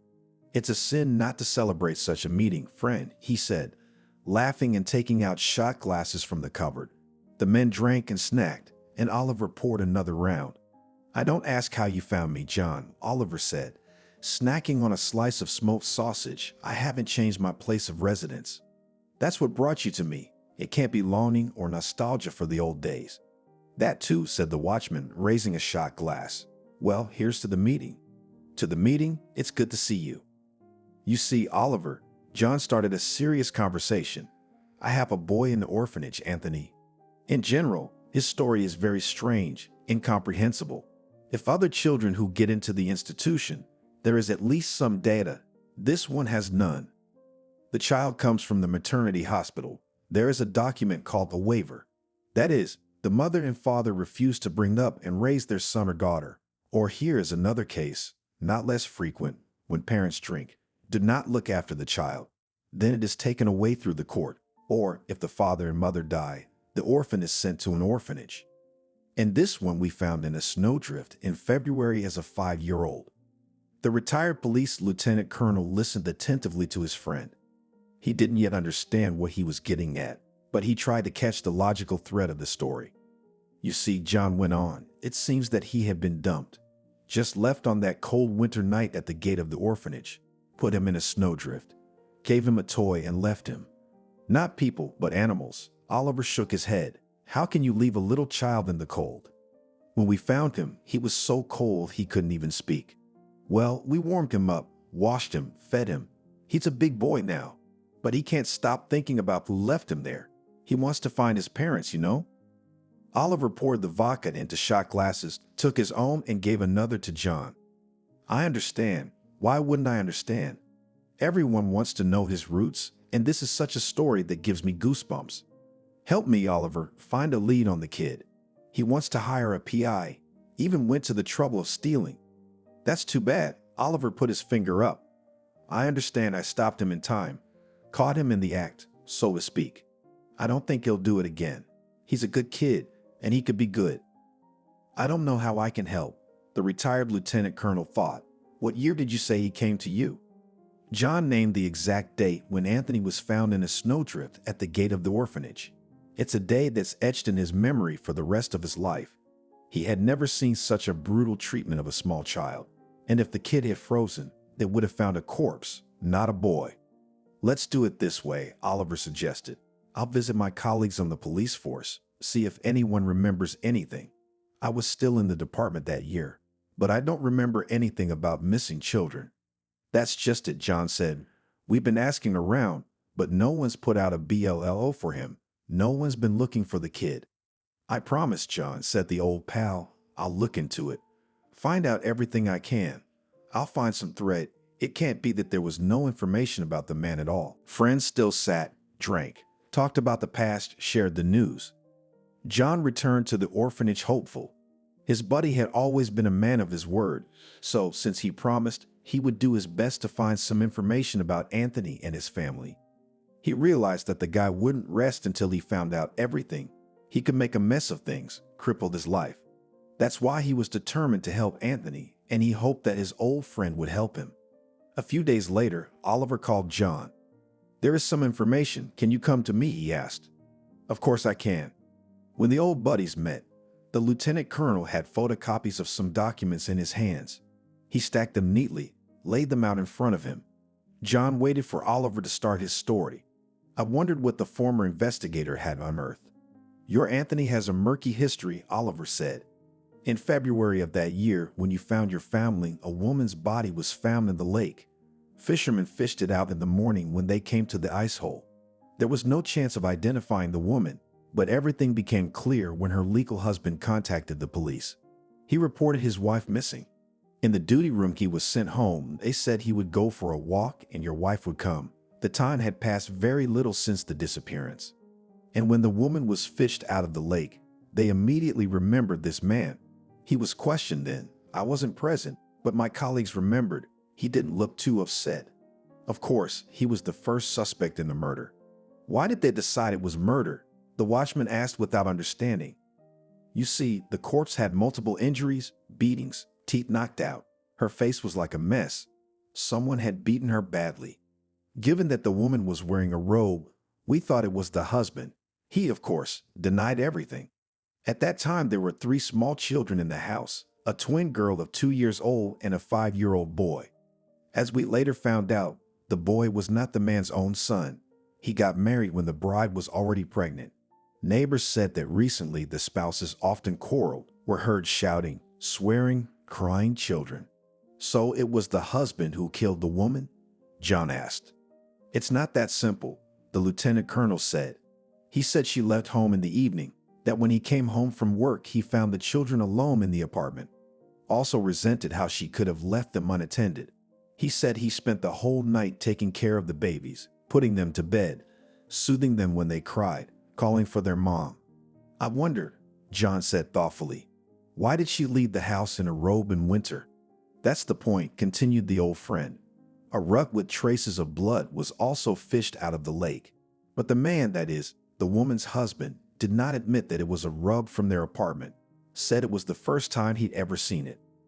There were no witnesses to suggest otherwise. That rug is what led to the dead end of the investigation. Of course, the husband's alibi was weak. The children could not confirm that their father had spent the whole night with them, but there was no reason to say otherwise. There were no traces of blood or fighting in the house. Everything was clean. The children were fed, neatly dressed. This guy was just a good father. Maybe the investigation wasn't thorough enough, didn't dig hard enough. Eventually, the case was closed. What's our Anthony got to do with it? The watchman didn't understand. I have a suspicion that the eldest child, the 5-year-old boy who was in the apartment with his twin sisters, is your Anthony. Why would you say that? I started researching the rest of the family's life. Not much is known about them, but there is something. After the wife died, the guy started living with another woman. According to neighbors, they drank a lot. Apparently, they did not care much about the children. At least, they were almost never seen on the street and in the yard with the kids. But they were often seen coming from the store with wine. What did Anthony have to do with this? John, who didn't understand anything, kept asking. The puzzle, which was to shed light on the story, was not yet formed in his head. Anthony's appearance in the orphanage. After graduating from high school, the twin sisters left town. Their whereabouts were unknown. You can, of course, file a search and find them, but it will take time. And there's no record of the boy at all. It's as if he never existed at all, and one would think so if it weren't for the criminal case. It involves 3 children, and in fact, only the fate of the sisters is traced. So John began to guess the man got rid of his wife to live with another woman. He didn't need the child, who was not his own by blood, so he decided to get rid of him too, and dropped him off at the orphanage gates. Is that it? It turns out so, agreed the lieutenant colonel, but the evidence is nil. Even if we find the sisters, they will not help. They were too young and probably do not even know that they had an older brother. What kind of a killer would do that to a child? Bring him to the orphanage, turn him in, write a waiver, and that's it. Why freeze the kid out? You don't know our system, said an old friend. If he had done as you say, he could have been deprived of parental rights to the other children, the twins, and the man must have cared about his daughters. Can you find out how to find this man? Is he even alive? John asked. Already found out, said the lieutenant colonel solemnly. Alive, not very healthy, doesn't work anywhere, but he always finds something to drink. Is he an alcoholic? Not without it, replied the old friend, handing his friend a photocopy of a criminal case with the data of a man who may have killed his wife and left a child at the gates of the orphanage on a cold February night. Thanks, friend, I'll be grateful to you. John shook hands with his old friend. He returned to the orphanage, immersed in heavy thoughts. How much Anthony had to go through in the first 5 years of his life. At this age, children already understand a lot of things, and if his stepfather beat his mother in front of the child, the boy could not help but see it. What if he actually killed his wife and Anthony saw it? Maybe that's why the stepfather decided to get rid of the stepson. However, children's memory is selective. The brain sometimes blocks the information that the child does not want to remember, as if closing access to it. John still managed to learn something, but what to do with this knowledge? Anthony is still a teenager. He is not able to analyze information with a cold mind. Explosive can make a mess. The watchman decided not to tell the boy anything yet. Time will show, and everything will be put in its place. It was time to graduate from the orphanage. For 2 years, Anthony had been waiting for this day. Kira and Carrot Top were in schools. They were older and had left the institution before Anthony. Sometimes the friends would meet up and walk around town, but they weren't going to rob women in cars anymore. Kira was completely overwhelmed with studying to be a seamstress. She bragged to Anthony about the new things she designed and sued herself. Look at my new dress, she said, twirling around the boy. Where do you think I got it?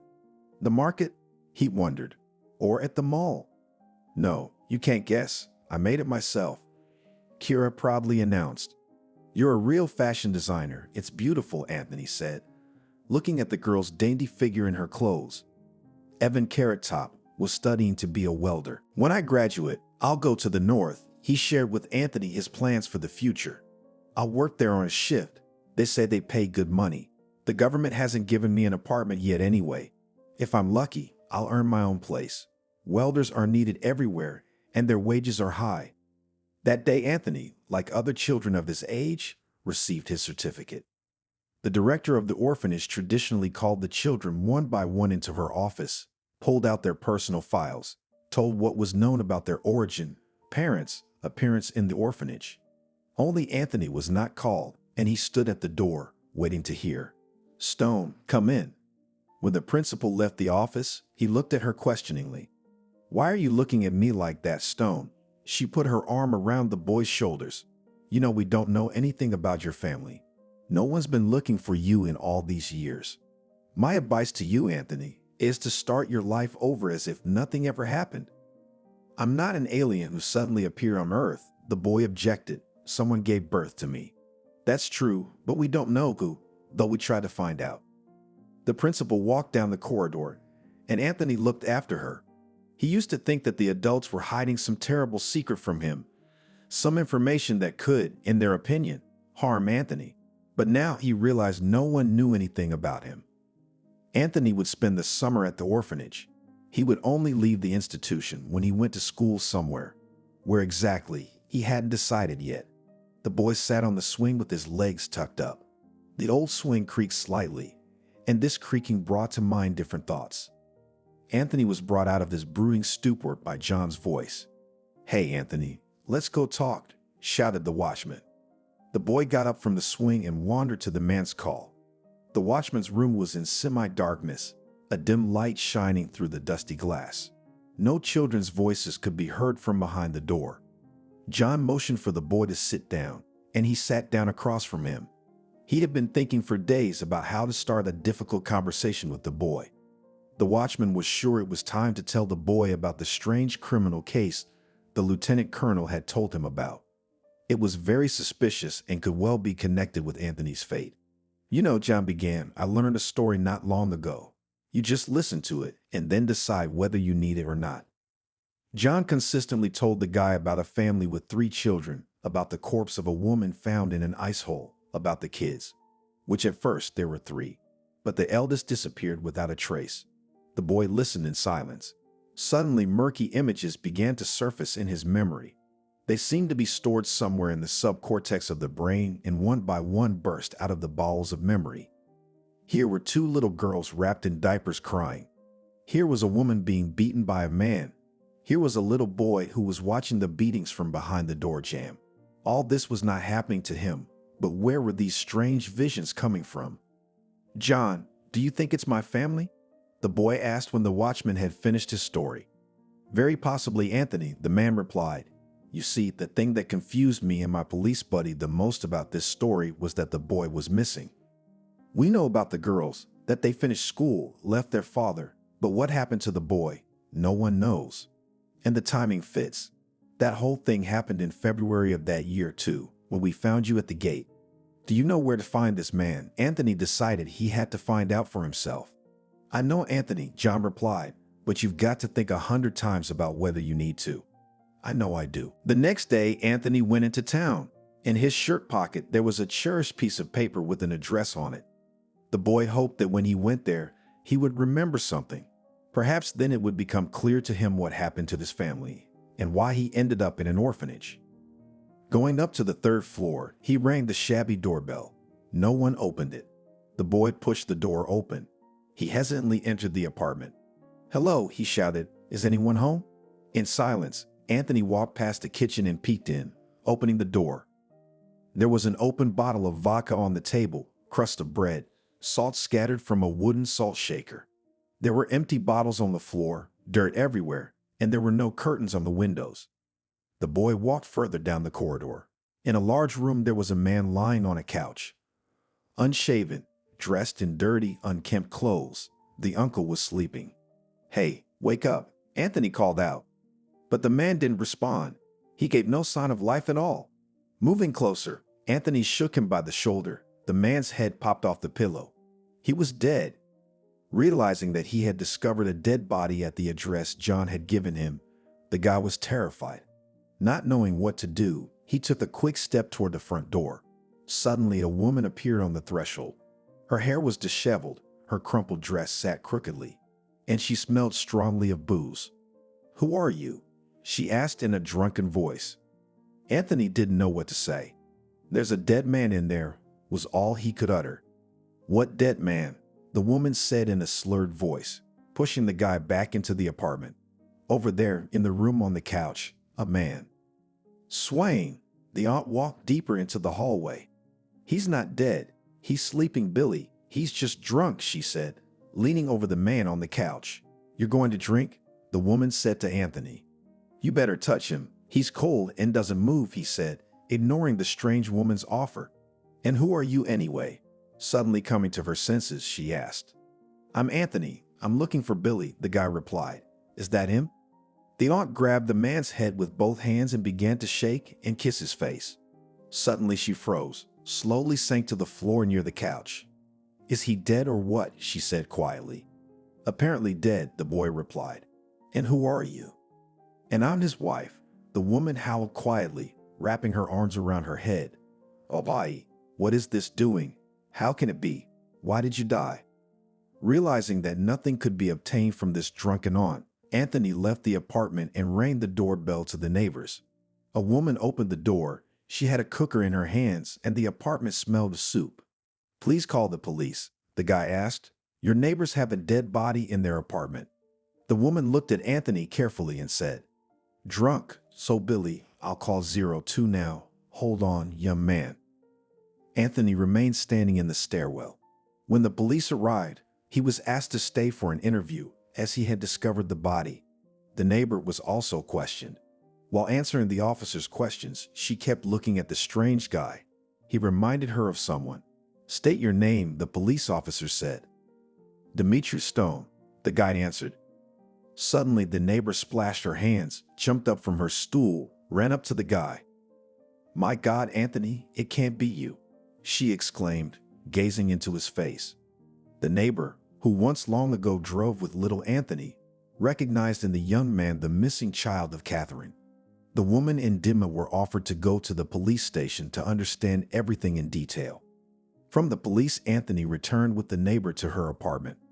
The woman long told the guy about his mother, about his short childhood in the family, about his stepfather, who brutally beat Catherine, about her suspicions that it was Billy who killed Anthony's mother. Tears flowed down the guy's face. The truth about his life was bitter, but he finally recognized it, and it became easier on his heart. "Anthony, is that you?" Selena asked when she heard the front door slam. "Hi, sweetheart." "Yes, I am. Were you expecting someone else?" Anthony asked back, coming home from work a little later than usual. "I thought maybe Oliver was back." "What do you mean? He's not home yet?" my husband asked in surprise. "No, he's probably out somewhere. It was strange. He didn't usually stay out this late. School was over a long time ago. Where could he be?" "Most likely he has a girlfriend," with a mysterious smile on his face replied his wife. "Why do you suddenly jump to such conclusions?" "I was coming home a couple days ago and saw him leaving the flower store with a beautiful bouquet. Considering the fact that he didn't bring it home, I dare to assume that he gave the flowers to some girl," Selena answered, explaining her conclusions. That's odd. Why doesn't he tell us about it?" "Oliver's a big boy. It's to be expected that he might have a private life that we don't know anything about." "I don't like it. He used to have no secrets from me," replied the husband, who felt that his son should share everything that was going on in his life with him. "Oh, there you go again.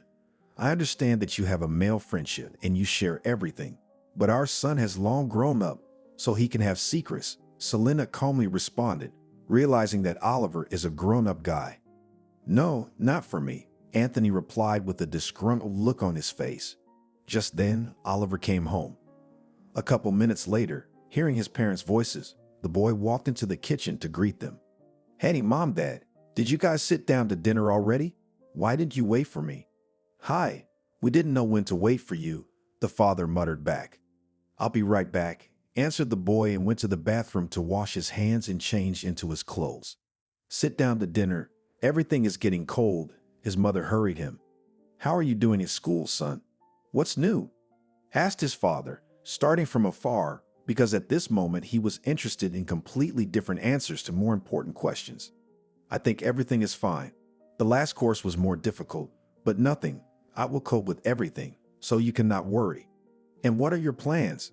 Anthony continued his mini interrogation. "I don't know. I haven't thought about it yet. Maybe I will become a teacher in some school, or maybe I will continue my studies and go to graduate school to become a university teacher in the future." "Well, okay, that's all well and good, but why are you coming home so late? Do you have some problems or maybe secrets from my mother and me?" asked my father, trying to find out what he was initially interested in. "Anthony, don't start." Selena tried to calm her nervous husband. "Mother, don't get involved. We're having a man-to-man conversation," Anthony replied sharply, trying to continue communicating with his son. "I just wanted to talk to you about it.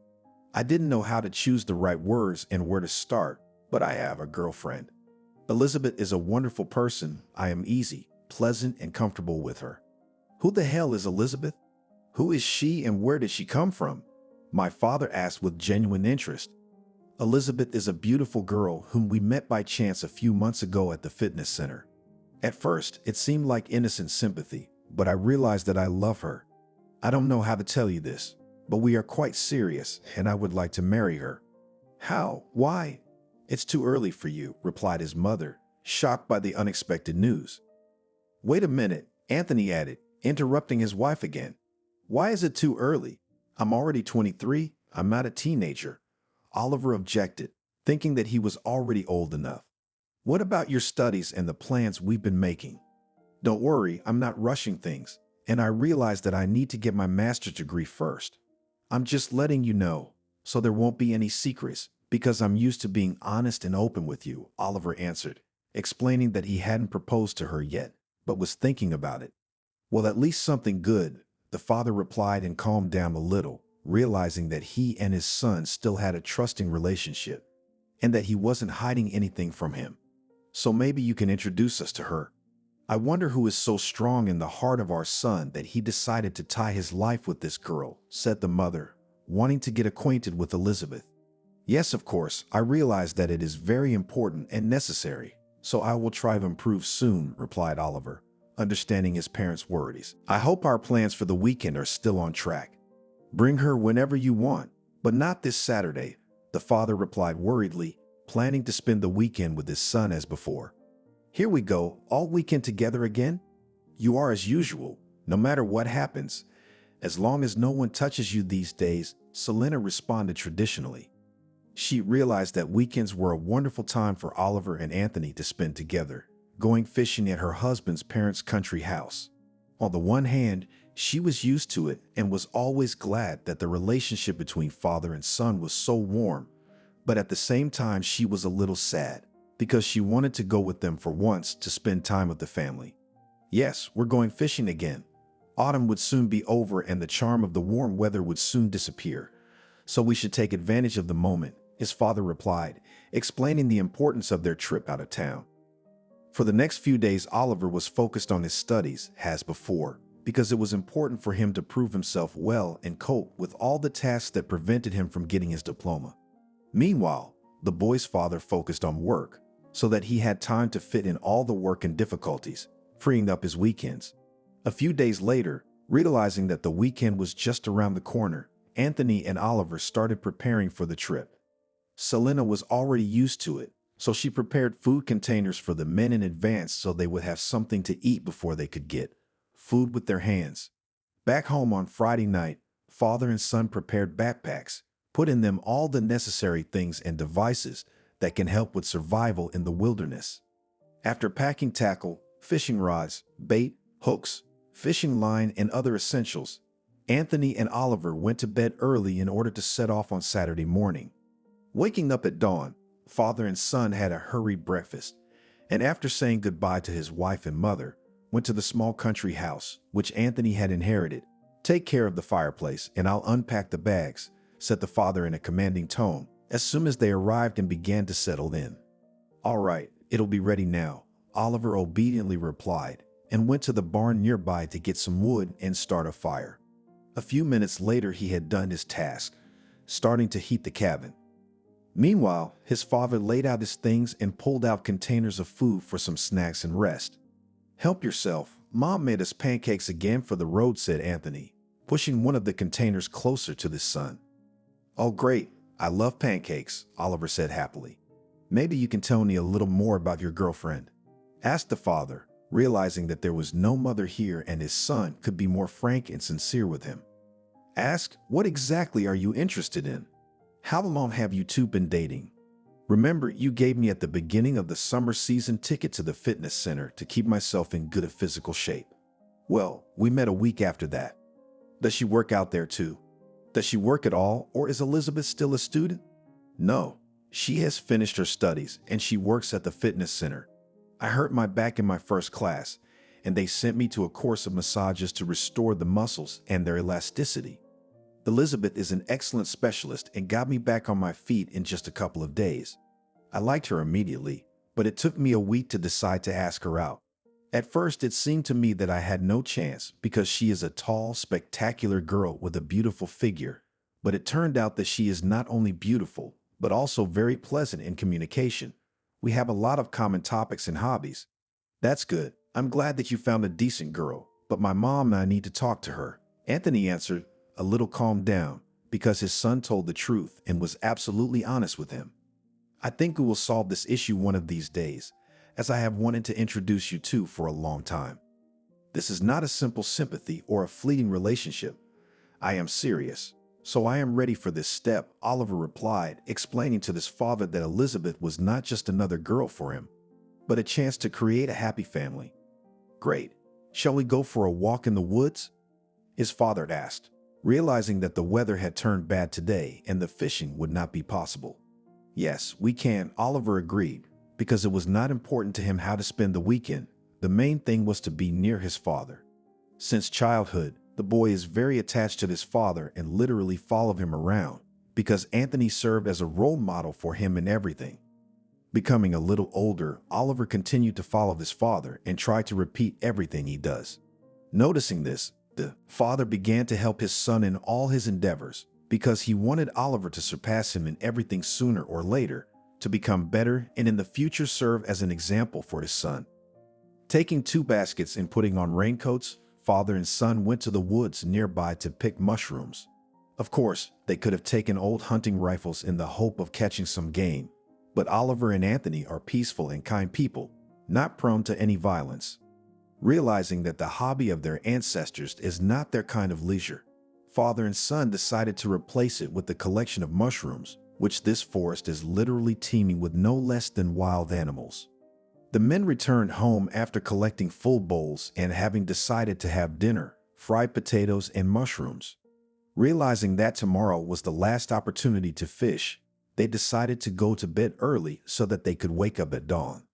"Oliver, wake up. It's time for us to go out," Anthony pushed his son, hastily gathering fishing rods and other equipment. "Good morning. Already? I thought we agreed a little later," Oliver replied, glancing at the clock and seeing that it was only 5 o'clock in the morning. "By the time you get up and get ready, it'll be dawn, so get a move on," the father hurried his son. "All right, 5 minutes and I'll be ready," replied the boy and went to the bathroom to wash his face and recover a little. Just with the first rays of the sun, father and son came to the shore and, having laid out folding chairs, began to fish. "Quiet, calm, beautiful," said Anthony, who had loved fishing since childhood. "Yes, it's nice here," agreed Oliver, who had also been fishing on this shore since he was in diapers. "Do you remember when you caught your first fish here?" "Oh, I was so happy then. Never in my life would not have believed that the first catch could be a fish over 2 kilograms. I still can't imagine how you managed to keep it," the man said, giving in to old memories. "Yes, I remember that day for the rest of my life," Oliver replied with a smile on his face, remembering the look on his father's face as he felt an incredible sense of pride. "I hope you'll bring your son here too," his father said with a note of longing in his voice. "Hey, what are you doing?" "The three of us will go," the boy replied, noticing that his father was a little sad and immediately tried to cheer him up. "You know, you are right." Anthony was inspired and patted his son on the shoulder, thus showing his gratitude for the lightning support. After fishing a little more from the shore, father and son decided to pump up the boat so they could paddle down the river a bit and get out to deeper water where they could catch bigger fish. After fishing some more, they didn't notice most of the day had passed. The catch was solid, so father and son hurriedly returned home to build a fire in the yard and immediately used part of it by roasting fish over an open fire and making soup. After a delicious dinner, Anthony melted the bathhouse to rest after fishing and gain strength before returning to town. "Paula, we are home," Anthony shouted, stepping over the threshold of the house. "Oh, my dears, hello. It took you so long this time. I was expecting you closer to dinner," said Selena, running out into the hallway and seeing her husband and son. "The catch was good. So we were a little late," Oliver replied, explaining the reason why he and his father had returned so late from the fishing trip. "Yes, the catch was great, so we brought you a job," the head of the family said with a smile and surprised his wife by handing her a bag of live fish. "Wow, what should I do with it?" the woman asked, confused and surprised. "How what?" "Cook," the husband replied with a smile, and realizing that his wife would not be able to do it herself, decided to help her a little. Oliver wanted to join them, but his parents were against it and sent him to their house so that he could rest before the new school week started. Waking up early in the morning, Oliver hurried into the shower to banish sleep and get ready for university. After having breakfast and packing all his things, the guy ran off to the university before he could say goodbye to his parents. A little late for the first pair, he managed to slip past the teacher, remaining unnoticed. The school week started relatively well, because Oliver not only managed to avoid problems because of his tardiness, but also to get an A by answering a couple of trick questions. The last class was taught by the head of the department, who, when called, asked Oliver to stay a little longer because they had something to talk about. "You wanted to see me, Mickey?" "Yeah, Oliver, just give me a couple minutes. I wanted to talk to you about your future after graduation. Do you have any definite plans, or are you still figuring out where you're going?" "I don't know. I've been thinking about it, but I haven't decided yet because there's still time."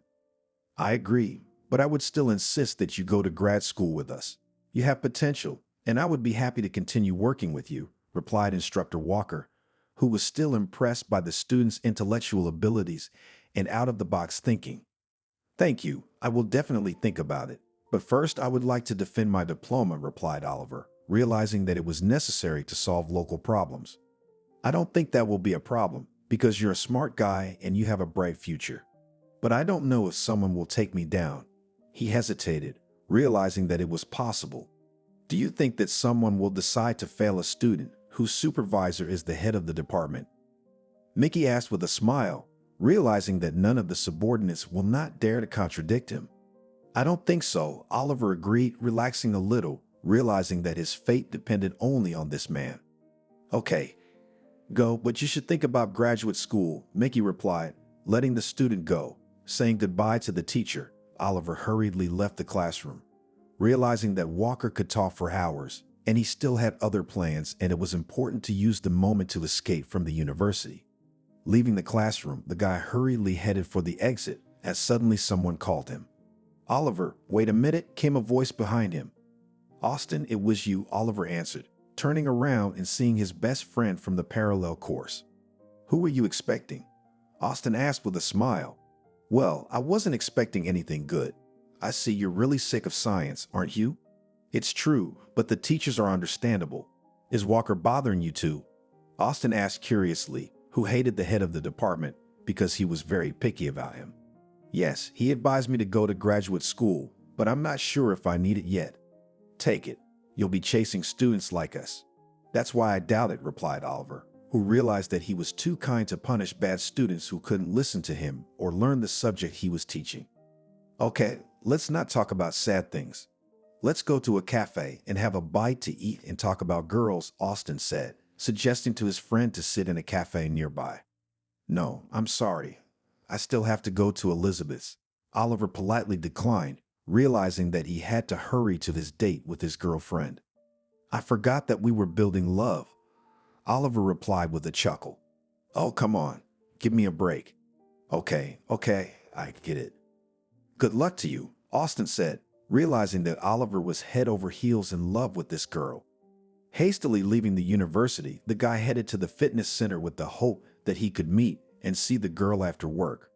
On the way, he bought a modest bouquet of flowers. Oliver came to Elizabeth at work.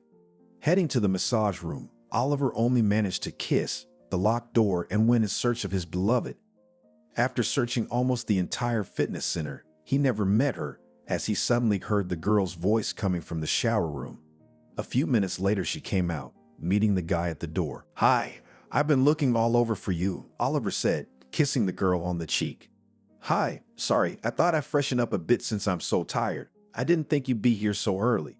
I wanted to surprise you. By the way, these are for you," the guy replied, giving the girl flowers. "Oh, thank you. Did you just come by or do you want to get a massage?" "I was actually thinking of walking you home." "Oliver, that's not realistic. I have a few more sessions. I'll be out at least 7 o'clock p.m., if not later." "I thought we could walk or sit somewhere and talk," he said disappointedly. "Well, I can't take you home, but it's easy to sit in a cafe. I have my next session in an hour, so we can go down to the first floor. There's a nice espresso there." "That's something. Should I wait for you here or downstairs?" Oliver asked, realizing that the girl needed to change.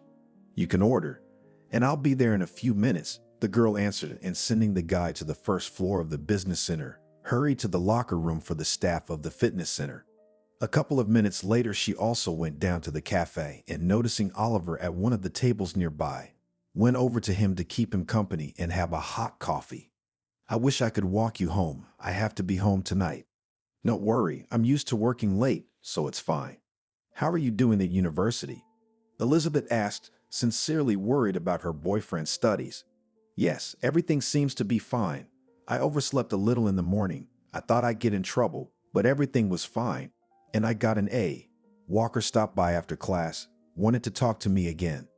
He's your department chair and your supervisor, if I'm not mistaken." "Yes, he is." "What did he want from you?" "He told me to go to grad school to be his assistant and eventually become a full professor." "Wow, that's a great offer. I hope you accepted it." "Not yet. I'll have to think about it. I want to stay at the university, but at the same time I think, is this really my ceiling? Maybe I'm capable of something more."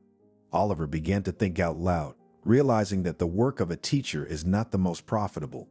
"Don't make it up. I know you like it and would love to teach other people.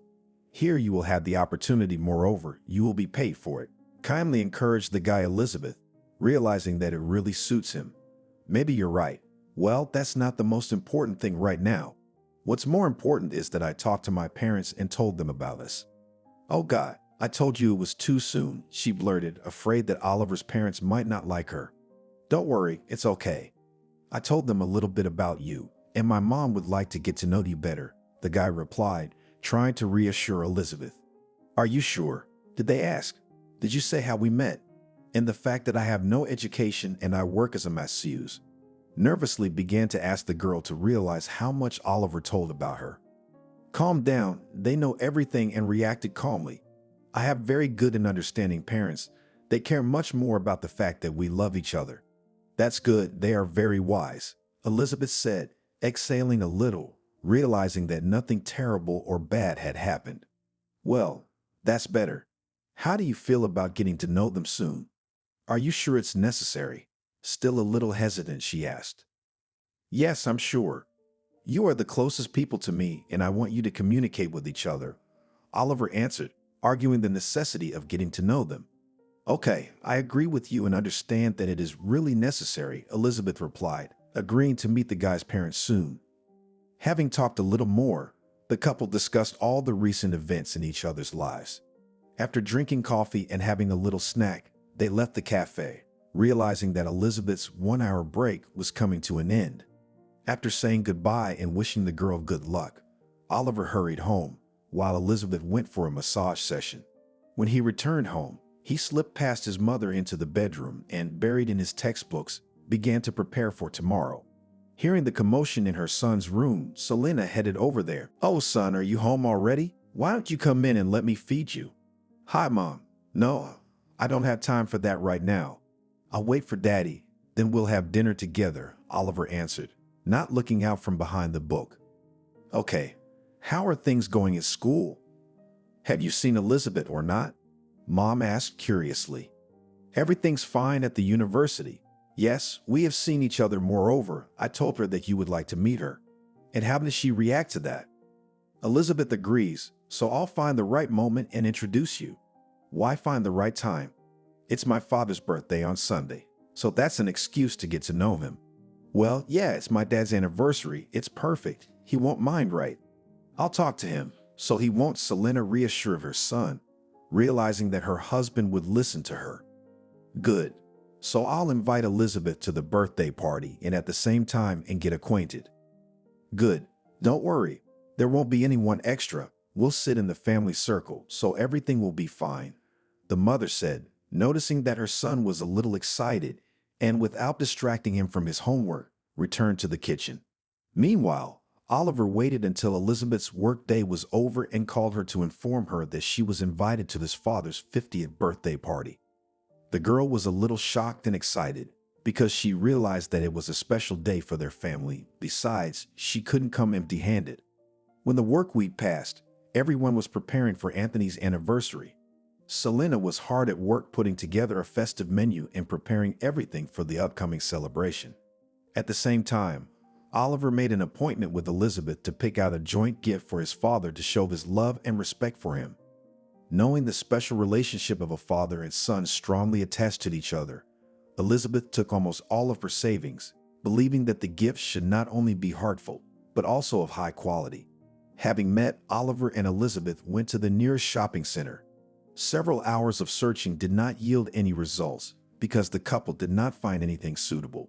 Remembering that Oliver always talks about the weekends with his father, spent in the cabin by the river, Elizabeth realized that it is best to give something that is associated with Anthony's main hobby of fishing.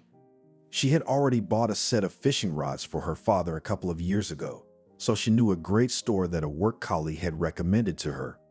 Arriving at the place, Oliver was almost speechless when he saw hundreds of different devices and equipment that can provide a comfortable fishing trip. After carefully going through the options, Oliver and Elizabeth decided to choose an expensive and cool spinning rod, for which the guy did not have enough money.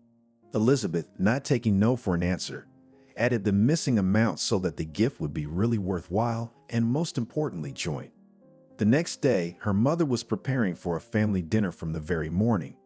Despite the birthday, the Jubilee diligently helped his beloved wife to set the table and impatiently waited for his son to bring home the girl about whom he told so many good things.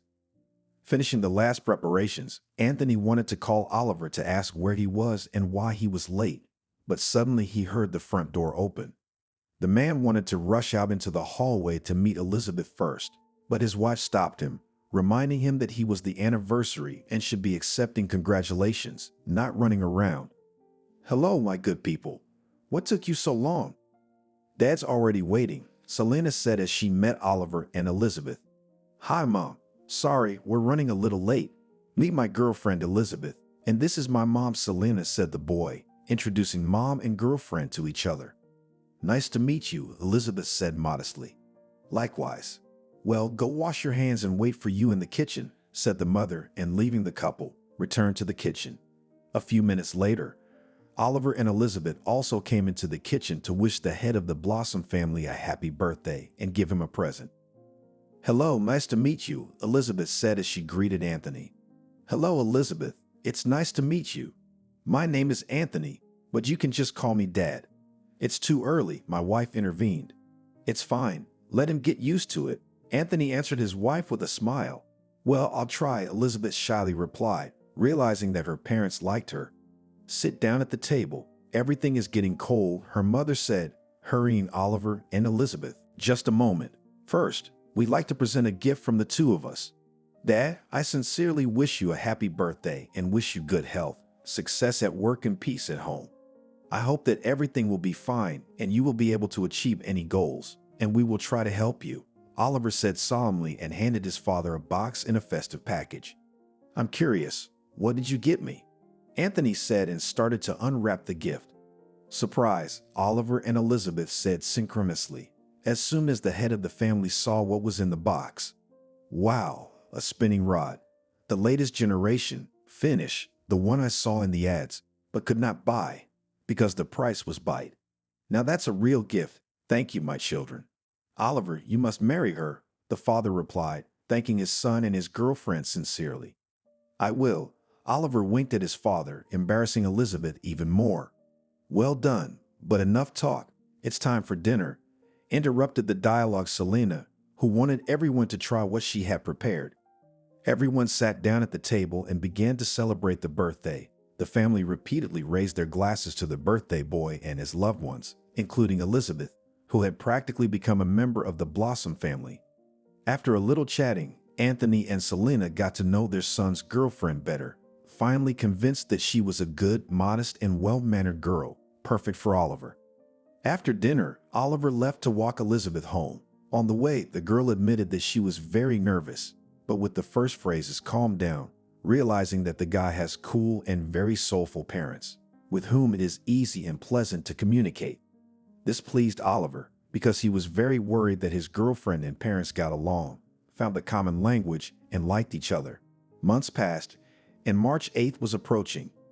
During this period, Oliver continued to concentrate on his studies, realizing that the last year is especially important and will have a direct impact on his future. At the same time, the guy does not forget to spend weekends with his father, supporting a long-established tradition. Evenings he devotes to his favorite girl, who not only managed to get acquainted with her parents, but also literally become friends with them, because it turned out that it is quite easy for them to communicate with each other, but also always interesting. This all could not but please Oliver, because he was thinking about making the girl a marriage proposal. Hi, how are you doing on the personal front? Austin asked, meeting with his friend after the couple shortly before the 8th of March.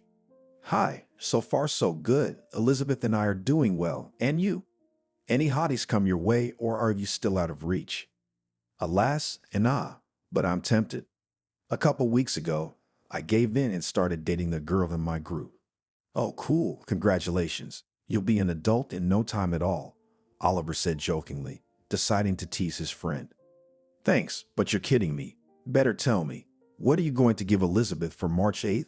Austin asked, hoping for help from his friend, who was more experienced in relationships. Why would you do that? Are you spying? No, I was just thinking that maybe we could get matching gifts. Oh no, I don't think so. Your girlfriend is too young for such gifts, Oliver replied with a smile on his face. Wow, even like that? What are you going to get Elizabeth? Austin asked in surprise, thinking it was some kind of creative gift for adults. A ring and a marriage proposal. Oliver dispelled Bones' expectations. Oh, I see. Yeah, you're right, it's too soon. Maybe you could just help me pick something out, because I don't know anything about this stuff, Austin replied, continuing to ask his friend for help. Okay, I'll help, Oliver agreed, realizing the helplessness of a guy who was starting his first serious relationship. Going to the nearest mall, Oliver found a jewelry salon to buy a ring, after which the guys explored all the nearest boutiques and stores to choose a gift for Bones' girlfriend.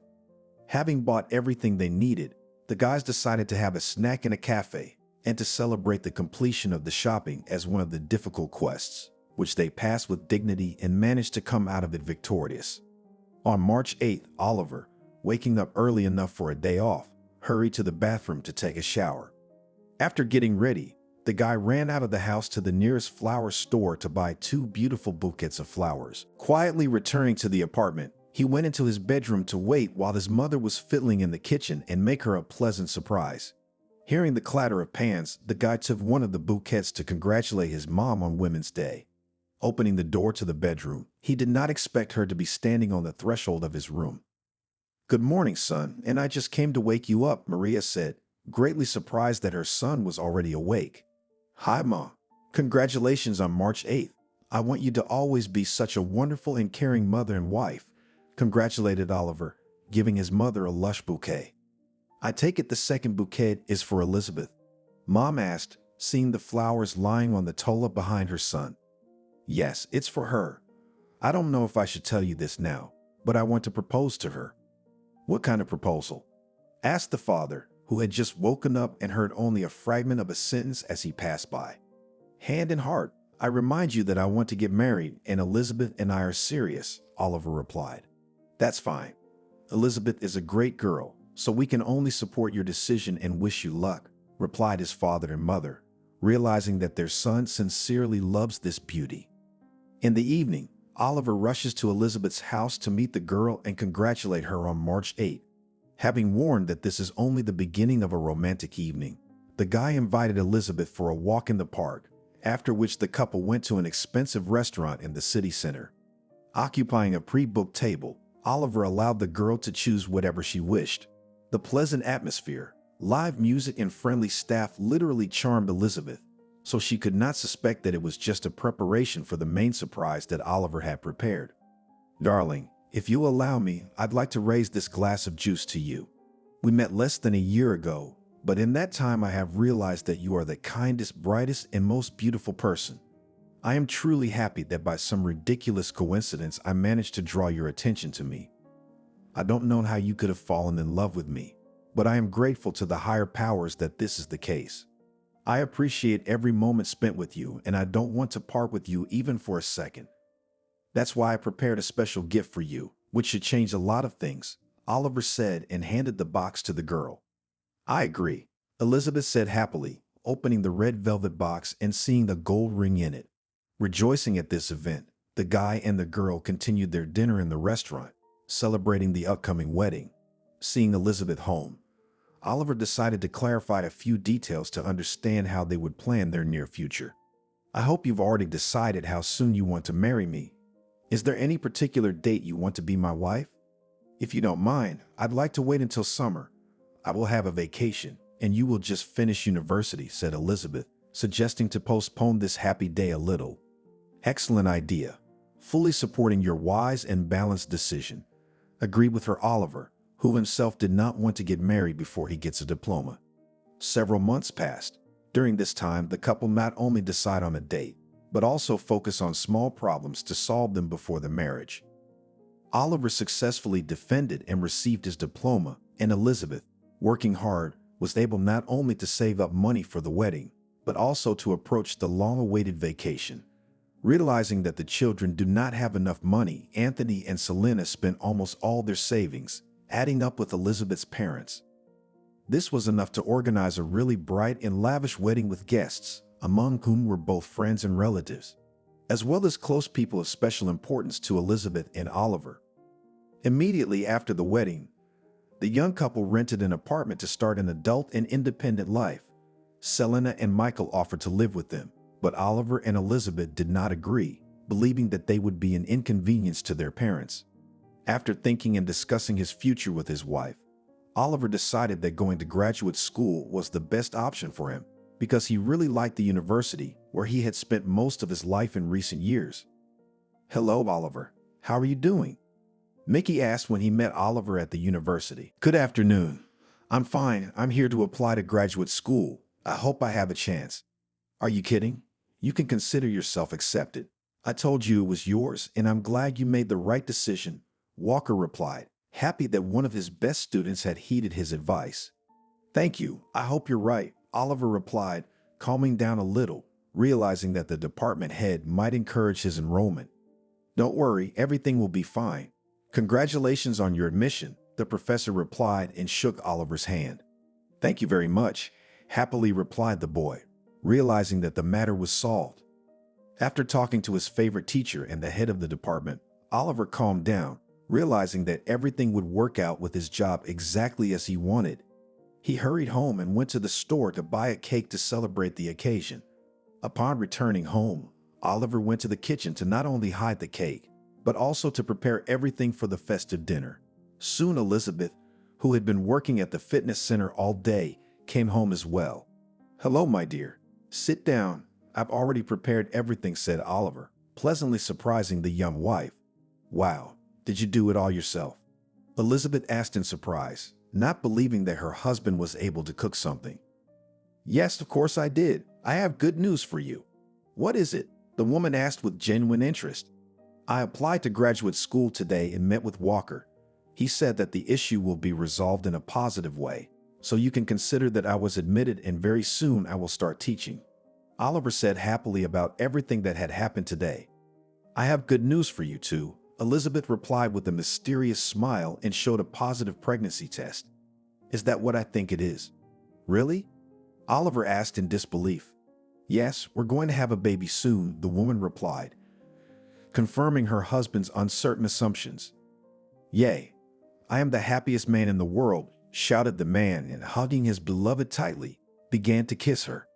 Hush, hush, hush, you will strangle her, said Elizabeth, trying to calm her husband, who could not sit in one place. I'm sorry, I'm just very happy. We should definitely tell my parents about this. Your parents already know? Yeah, I talked to my mom on the phone today. Great, so now we have to tell my parents too. I agree, Elizabeth replied, realizing how important it was to her husband. Grabbing the phone, Oliver ran into the other room to call his father and invite his parents over for dinner. Without telling them the reason, Oliver created intrigue for his father and mother by simply letting them know that there would be a good reason to be happy. The next night, Selena and Anthony arrived at their son's house to have dinner with the family and to find out what good news Oliver was talking about. Hi. Come into the kitchen. It's almost ready, Oliver said, greeting his father and mother. Hello. One more minute. I'm finishing up, Elizabeth said, meeting her in-laws at the doorstep of the kitchen. Hello, Elizabeth.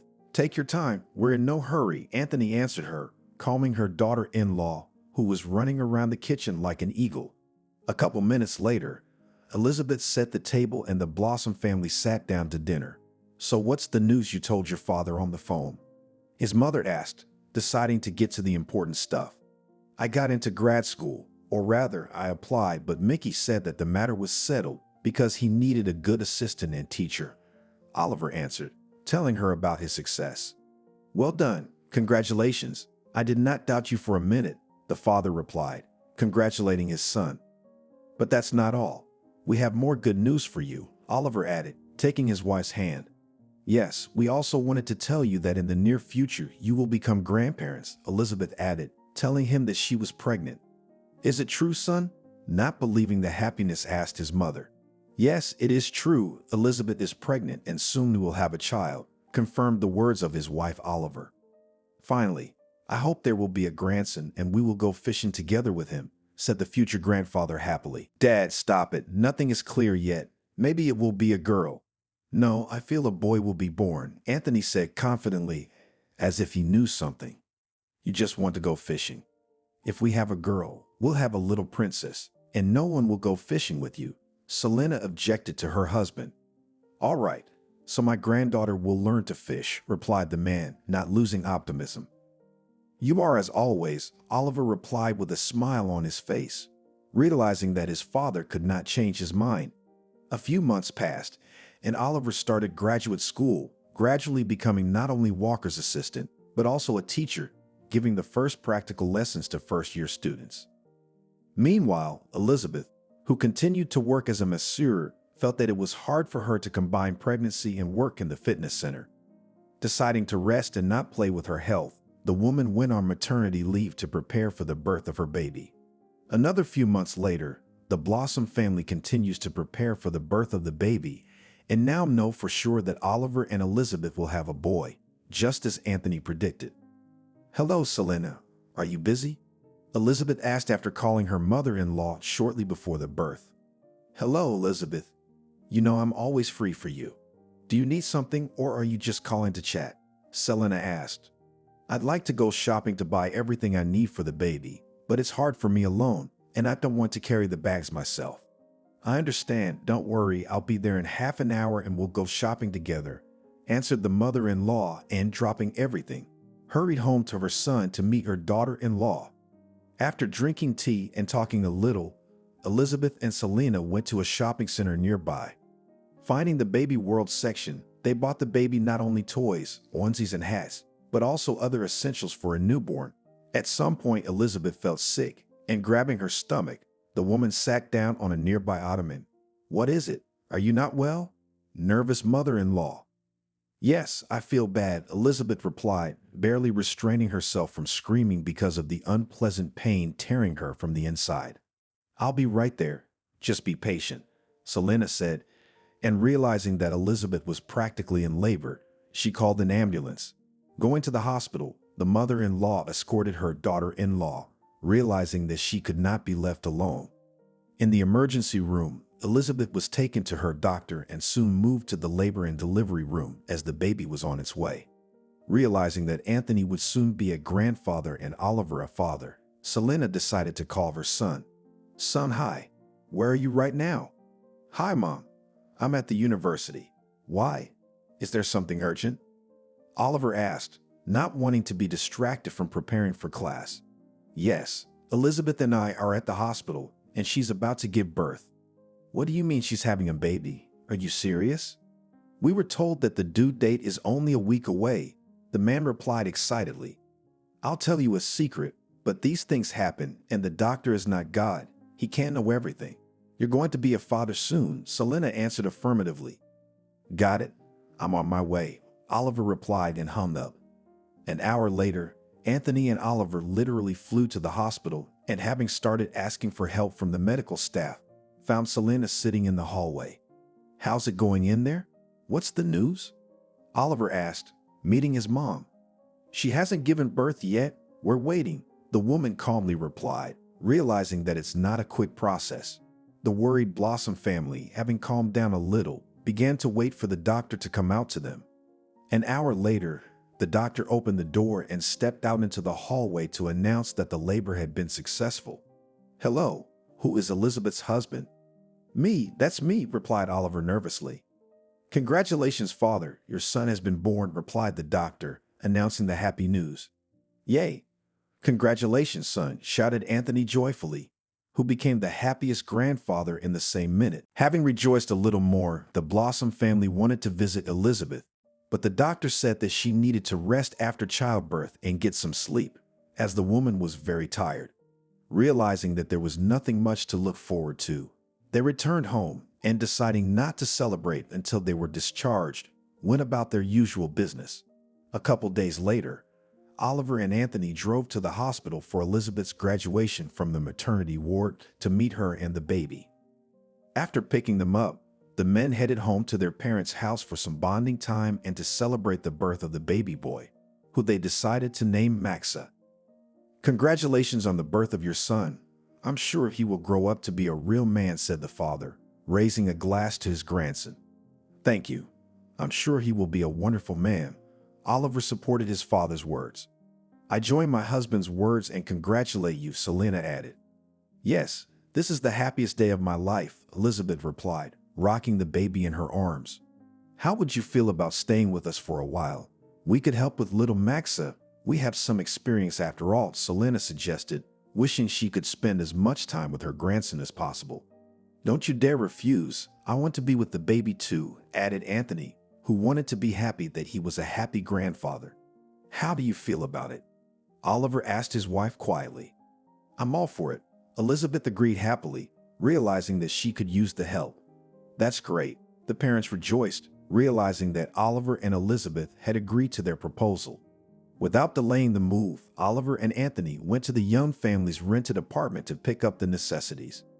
In the evening, the young couple discussed the move once again, believing that it was the right decision because the parents would take over some of the responsibilities and they would have some free time.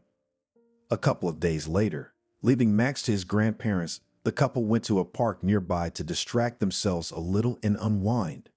Realizing that the baby is in good hands, the couple spent a romantic evening and even managed to go to the cinema for another premiere. After returning home in the evening, Oliver and Elizabeth took time away from the baby to enjoy every minute spent with him. Realizing that it was time for the baby to rest, the young mother took the baby and retired to her bedroom while Oliver and Anthony stayed in the kitchen to eat dinner. So how was your day? I hope you were able to get some rest. Yes, it was a wonderful day. We went for a walk in the park and even went to the movies, Oliver replied, realizing that it was almost the first day off in weeks. That's great. We had a good time too. We spent the whole day with the baby. Max is such a wonderful boy. I'm sure he's going to be a real man. When he's a little older, we'll take him fishing." "Who's talking about what? But you're talking about fishing," Oliver said with a smile. "Sure. The boy must have a man's upbringing, so I won't stay away," answered Anthony, who wanted to give the boy all of himself to be as good as his son. Another 3 years passed. During this time, Oliver finished graduate school and began teaching, continuing to work closely with the department chair. In the meantime, Max grew up and realizing that it was time for him to take the first steps on the way to adulthood. Elizabeth took the kid to a kindergarten. He liked it very much because there were a lot of children around with whom you can socialize and walk around, having fun. Realizing that the boy will be in kindergarten during the day, Elizabeth returned to work at the fitness center, which allowed not only to distract from the domestic routine, but also slightly improve the modest financial situation of the family. Continuing to show attention to the baby, the grandparents take turns picking up Max from kindergarten, often leaving him overnight. On one such day, after calling Oliver, Anthony warned his son that he would be leaving his grandson with him.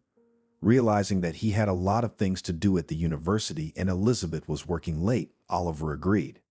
Besides, he had no doubt that his son was under reliable supervision at home and there was nothing to worry about. After picking Max up from kindergarten, his grandfather brought him home and fed him a delicious lunch and began to play, not noticing how quickly time flew by. "You will grow up a little and you will be just like your grandfather," Anthony said to his grandson, and giving in to memories, began to tell him about his life. "Wow, you're so cool," the boy reacted with rounded eyes, marveling at his grandfather's stories. "You're going to be even better. Here a little more time will pass. I'll show you what man fishing is. It's so interesting and exciting that you will not be driven away from the river by force," continued the grandfather, telling about his main hobby. "You'd better not tell stories to your child, but read a fairy tale," decided to tease her husband Selena, who had heard all his stories. "Fairy tales are for grandma, and I tell about real man's life. Right, Max?" "Yes," joyfully shouted back the kid, who was really interested in listening to his grandfather and his memories from his youth. "You see, the grandson likes everything," Anthony said to his wife with a satisfied smile on his face. "Oh man, everything is clear with you," Selena replied, resigned to the fact that the grandson will have the upbringing of her husband, and went to the kitchen, continuing to do the usual things. 3 more years passed, during which time Maxa grew up and became even more attached to his grandfather, with whom he spent almost all this time. Meanwhile, Oliver continued to strengthen his position and status at the university, having established himself as a good and responsible teacher, able to help and rescue in a difficult moment. Elizabeth managed to make an attempt to open a private massage parlor, but it did not work out. After losing her job, she spent several months looking for any position and eventually returned as a masseuse in her native fitness center, admitting that this is the best option of all existing. "Hey son, how are you?" Anthony asked, calling Oliver. "Hey, I'm fine, I guess. I'm on my way home from work, and what are you doing there?" "What do old people do?" "Just sitting around watching TV. My mom and I talked and wanted to ask you, how do you feel about spending New Year's Eve together in a country house?" "It's a nice idea, but it's not clean," Oliver replied, realizing that all these years they'd only used the house as a temporary weekend retreat for fishing and a place to spend the summer. "Yes, it is." "Well, let's go a couple days early to get cleaned up and settled in. The women will create a cozy atmosphere and set the table, and we'll chop wood, do all the chores, and maybe we'll have time to go fishing. What do you think?" Anthony asked with interest, hoping that his son would agree. "I'm not against it in principle, but I need to consult with my wife. Let me come home, talk to Elizabeth, and I'll call you back in a couple of hours, okay?" "Yes," agreed, the man answered and hung up, hoping that Oliver and Elizabeth would be able to work things out. Meanwhile, Oliver arrived home, realizing that his wife had left for daycare to pick up Maxon and he had some time to shower and rest. Hearing voices in the hallway, he came out of the bedroom and met his wife and son. Determined not to delay the conversation, Oliver told of his father's proposal, and Elizabeth, not thinking long, agreed. Rejoicing at her wisdom and positive response, Oliver immediately called his father back, informing him that his plan was on track and they could go to the country house in a week. On the eve of the holiday, the Blossom family gathered at Anthony and Selena's house. Going to the country house, They make a stop near the supermarket to buy everything they need. Upon arrival, the women clean up and prepare dinner, while Oliver deals with firewood and stokes the stove to make the house warm and cozy. Determined not to waste the opportunity, Anthony reaches into the pantry and pulls out some fishing rods to get everything ready for fishing. "Wow, Grandpa, what is this?" Max asks with interest and curiosity, seeing the fishing equipment for the first time. "This is a fishing rod. With its help you catch fish." "Do you want me to show you how to do it?" Anthony asked, seeing the genuine interest in his grandson's eyes. "Yes, of course," with a smile replied Max, who was ready for anything, just to spend as much time as possible near his favorite grandfather. "Great. So tomorrow you will have your first fishing trip, and we will all go to the river together," happily replied the grandfather, realizing that his grandson is ripe and ready for fishing. "He's still small. It's winter outside. Where will you take him?" Selena tried to object. "Don't get involved. We meant no better, right, grandson?" replied her husband, looking at his grandson. "Yes," replied Maxa and grabbed one of the fishing rods. "Calm down, it's okay. What else are grandfathers for? You know I'll always come to your and Max's aid," Anthony replied with a smile on his face. "Yes, I know," replied the son, pulling his father even tighter against him. After calming his son down, Anthony retired to his bedroom to change into dry clothes as well. A couple minutes later, he returned to the living room and sat down on the couch beside his grandson to cuddle and warm the boy. In the evening, the family gathered around the table for a hearty dinner and a toast to Anthony, who did not hesitate to jump in the water and save his grandson, showing himself to be not only a real man, but also a hero who was not afraid of the difficulties and dangers that beckoned him. "Once again, thank you very much. If not for you, it could have been a real disaster," Elizabeth said, thanking Anthony once again. "Yes, Dad, thank you. I'm sorry I wasn't paying attention. I promise it won't happen again," Oliver added, feeling guilty for what had happened. "Stop it. If it were me, everyone would do the same thing. Because Max is the dearest person in our family," Anthony replied. Warming up by the fireplace, the boy ran up to his grandfather and sat in his arms to hug and personally thank his savior. "I wanted to come to you so badly, and then the ice cracked and I was scared. Thank you," said the boy and gave his grandfather a big hug. "You're welcome, grandson. I will always be by your side," replied the grandfather and hugged the boy back. Being very hungry, Maxa saw an apple pie not far from him and, pulling it close to him, began to devour it. The family stopped for a moment and watched the boy with interest, realizing that he had a wonderful appetite and all the worst was over. A few hours later, the Blossom family welcomed the new year, wishing each other to pass with ease the trials that fate had prepared for them.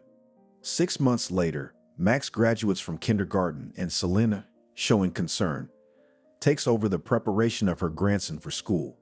Oliver is constantly missing at the university with his scientific works and students, and Elizabeth continues to work in the fitness center, so they only welcome the decision of the grandmother who volunteered to help her grandson. While Oliver and Elizabeth are at work, the woman wakes up her grandson and, after feeding the boy, asks him to bring a notebook to study numbers and simple math operations. A few minutes later, Selena heard someone coming. Waking up early in the morning, Oliver and Anthony ate breakfast and then began to put away the things they would need for the fishing trip. Realizing that it was too early and not worth waking the baby, they asked Selena to bring Max as soon as he was ready to join them and headed for the riverbank. Arriving at the location, father and son decided to make arrangements ahead of time. After setting up a makeshift clearing and laying out their belongings, they began fishing to brag about their first catch before Grandma brought her grandson over. Meanwhile, Elizabeth and Celine, after waking the baby, fed him and dressed him warmly so that the child would not catch a cold. Realizing that the boy was ready, the grandmother took him to the riverbank to his father and grandfather, asking them to be attentive and watch the boy's every move. Finding himself on the bank of the river, the boy was discouraged because he used to come here only in summer and did not know that it was so beautiful here, where there was a sea of snow around. Interested in looking around, Max happily began to flounder in the snow. Noticing that the boy liked it, his father and grandson joined him and even played snowballs to relax a little before continuing fishing. Having had enough, Grandpa decided to return to this hobby and, taking his drill, went to the frozen river to make a hole and try to catch bigger fish.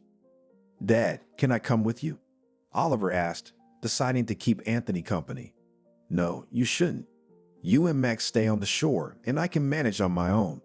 You better build a fire here, so we can warm ourselves and boil water to make tea."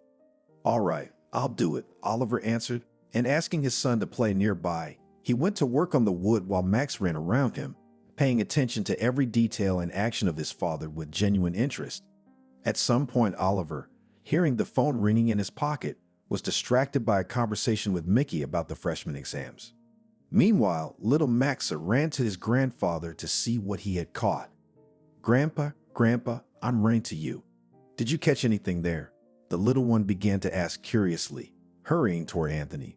"Wait, Maxa, go back to your father," the grandfather replied worriedly, realizing that it was dangerous to run on the frozen river. No sooner had he finished speaking than suddenly at the same moment there was a crack of ice, and his grandson began to go underwater. Anthony, frightened, immediately rushed to Maxa, but he was already in the water. Without wasting a second and without thinking, the man rushed into the water after the baby and pulled him out of the hole. When Anthony looked around, he saw Oliver running toward them. "What's wrong?" asked a frightened Oliver, who had turned away for a moment and hadn't followed his son. "Max ran to me. Come on, hurry up and get the blanket.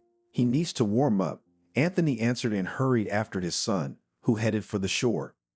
"Here you go," Oliver said, taking a warm blanket out of the duffel bag to wrap the boy in. After wrapping his grandson, the grandfather immediately ran home with his grandson to change him into dry clothes. Oliver, quickly gathering his things, ran after his father. "Bring warm clothes." Max fell into the water and got wet, shouted Anthony, running into the house. "How did it happen? What's the matter with him?"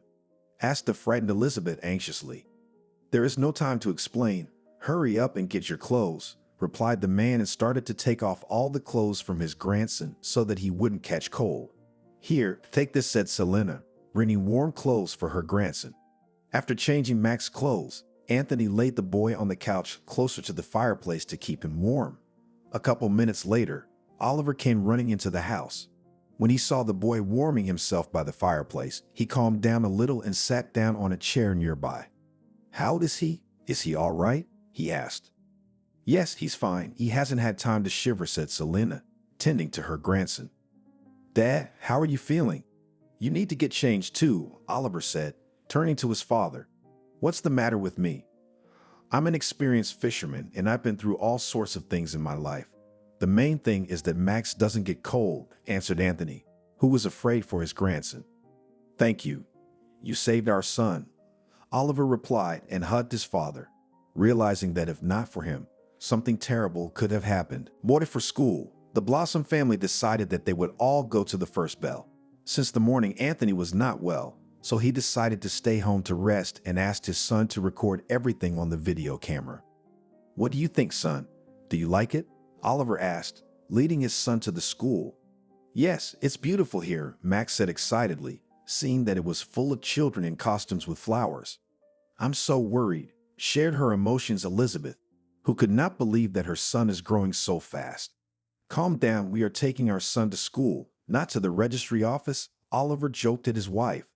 "Stop it, you can see that Elizabeth is already nervous," Selena told her son, remembering how nervous she had been for Oliver. After the first bell rang, the children and their loved ones were invited into the classroom, as there were a few things to settle with their parents before school started. "You guys should probably go without me and I'll run home," Selena said, realizing that her husband wasn't feeling well and was home all alone. "Is something wrong?" Elizabeth asked. "I'm worried about Andrew, so I'm sorry, but I have to go home."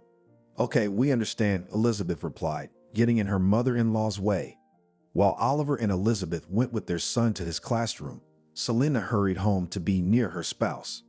Opening the door to the apartment, the woman called out to her husband, but he didn't respond. Entering the living room, she saw that Anthony was not well at all and was very frightened. Grabbing the phone, Selena called for an ambulance. The man tried to dissuade his wife, but he had no strength at all, and she did not want to listen to him. Upon arrival at the hospital, Selena rushed to the head doctor to talk to him and find out what was wrong with her husband. "Hello, Harvey. Do you have a few minutes?" Selena asked, meeting a doctor she had known for years. "Good afternoon. Is there an emergency? I'm late for a meeting."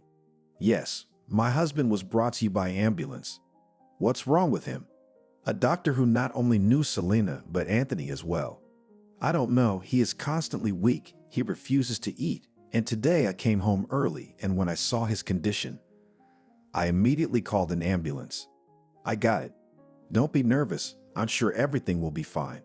I'll arrange for your husband to be put in a private room and also to be admitted for tests. They'll do an examination later and we'll be able to make a diagnosis."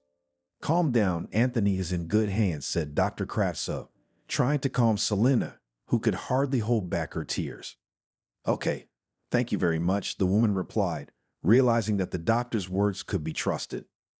After talking to the doctor, Selena went back to her husband to help him get settled in the room. Hurriedly returning home, the woman packed up the essentials and headed back to the hospital to give them to her husband. After lunch, Selena returned home and after waiting for Oliver and Elizabeth told them what had happened. A couple days later, the grandmother decided to take her grandson to school. On her way home, she went to the hospital to check on her husband, but suddenly she met the head doctor in the corridor. "Good morning, Selena. Are you here to see your husband?" he asked. "Hello. Yes. How is he feeling?" the woman asked. "Anthony's a little better, but his tests are back, so I can't tell you anything. Can we go into my office to talk?" "Yes, of course," Selena replied and followed the doctor. "The thing is that we have conducted a thorough examination and diagnosed a serious illness in your husband," began the doctor, telling the details of Anthony's illness. "What can we do about it? Is there any way to help him?" The woman started crying and asked. "Yes, it is possible to save your husband, but it requires urgent and expensive surgery. If it is not done as soon as possible, it could be irreparable," Harvey replied. "I understand. We'll find the money," the woman replied, recognizing the amount needed. After wiping away her tears, she checked on her husband and, deciding not to say anything to him about the operation, tried to support her beloved in every way possible by treating him to home-cooked food she had brought in trays. When Selena returned home in tears, she didn't know what to do or where to go, because their family lived modestly and they never had much money. "Hi, son. Are you busy?" Selena asked after calling her son. "Hi. Well, I have classes now, so I'll have a coffee and then I'll go back to the classroom. Why?" "I need you to come by my place after work. I need to talk to you about my dad." "Is it serious?" Oliver asked excitedly. "Yes, but it's better not to talk about it over the phone," the woman replied and started crying again. "Mom, don't cry. Calm down. I'm sure everything will be fine. As soon as I'm free, I'll be there." "Okay, son," Selena replied and hung up the phone. A few hours later, Oliver arrived at her house and learned that his father's health had deteriorated and he needed surgery.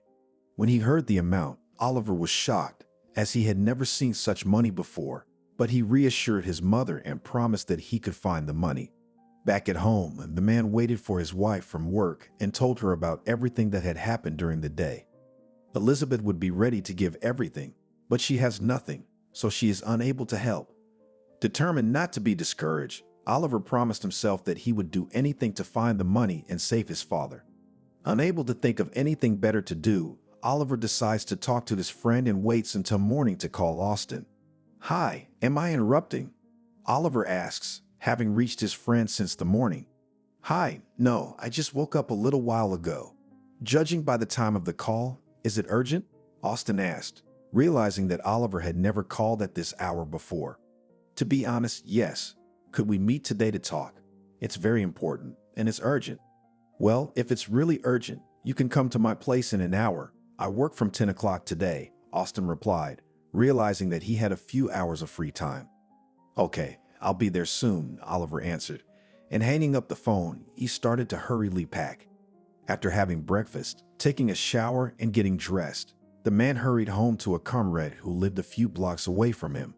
Without wasting time even to wait for the elevator, Oliver walks up to the 8th floor and calls his friend's apartment, trying to catch his breath. "Oh, I wasn't expecting you so soon," Austin answered in surprise, opening the door and seeing his friend panting. "It's really urgent," Oliver answered and walked to the kitchen to get a glass and some water. Okay, well, if that's the case, I'll help you as much as I can. For the last few months, my dad had been getting worse. My mom's been asking him to go to the hospital and get some tests, but you know him. Yes, Anthony never listens to anyone, Austin replied with a smile on his face, remembering the stories from his childhood, when they lived in the same yard and everyone was afraid of Oliver's father. Because although he was fair, he seemed to be very strict. That's right. He ignored my mom, and a few days ago he got sick. They checked him out at the hospital, and it turns out he needs an expensive and urgent operation. You realize I don't have that kind of money. Yes, I do. I'm sorry to be so impudent, but I have no one else to turn to. Could you lend me this amount of money? Oliver said and handed his friend a piece of paper with the amount. Wow, that's a lot, Austin replied, a little shocked, counting the number of zeros. Yeah, but I'll pay it back, you know me. I'd love to help, but I just bought a brand new car a week ago. If you'd have come to me a little sooner, I would have given it to you. You know how I feel about your father. I grew up in a broken home, so Anthony was always an example to me and replaced my dad when I was a kid. I remember how we played soccer with him in the yard, and when you took me fishing for the first time, it was my happiest day, Austin replied, giving in to his childhood memories. I was really hoping for you, Oliver said disappointedly, realizing that his friend couldn't help him. I'm sorry, I didn't know this would happen. Austin apologized, who had spent all his savings on a brand new car. Okay, I'm sorry for taking up your time. I have to run, replied Oliver, realizing that the search for money must continue and every minute is worth its weight in gold. Okay, I understand. I hope you will be able to find the money and I wish you good luck with it. Oliver said goodbye, realizing the difficult situation Oliver was in. After saying goodbye to Austin, Oliver left his friend's apartment in a hurry. When he got outside, he was a little confused because he didn't know where to go next. He took a few minutes to think, sitting on a bench outside his friend's apartment. Realizing that no one among his acquaintances did not have even a small part of such a sum, Oliver decided to go to the bank to take a loan. Remembering about the branch near his house, the man went there. Once inside the building, he was a little confused because he was rarely here and did not know who to turn to for help. Good afternoon. My name is Sam. Can I help you? The manager asked, noticing Oliver standing in the middle of the hall. Hello. Yes, I'd like to take out a loan. Fine, let's go to my table and I'll help you, Sam replied kindly. That's great. What do you need from me? For starters, you just need to choose the type of loan, determine its term, and agree on the amount. After that, you will bring your income certificate from your place of work, and if it satisfies us, you will get the money within an hour.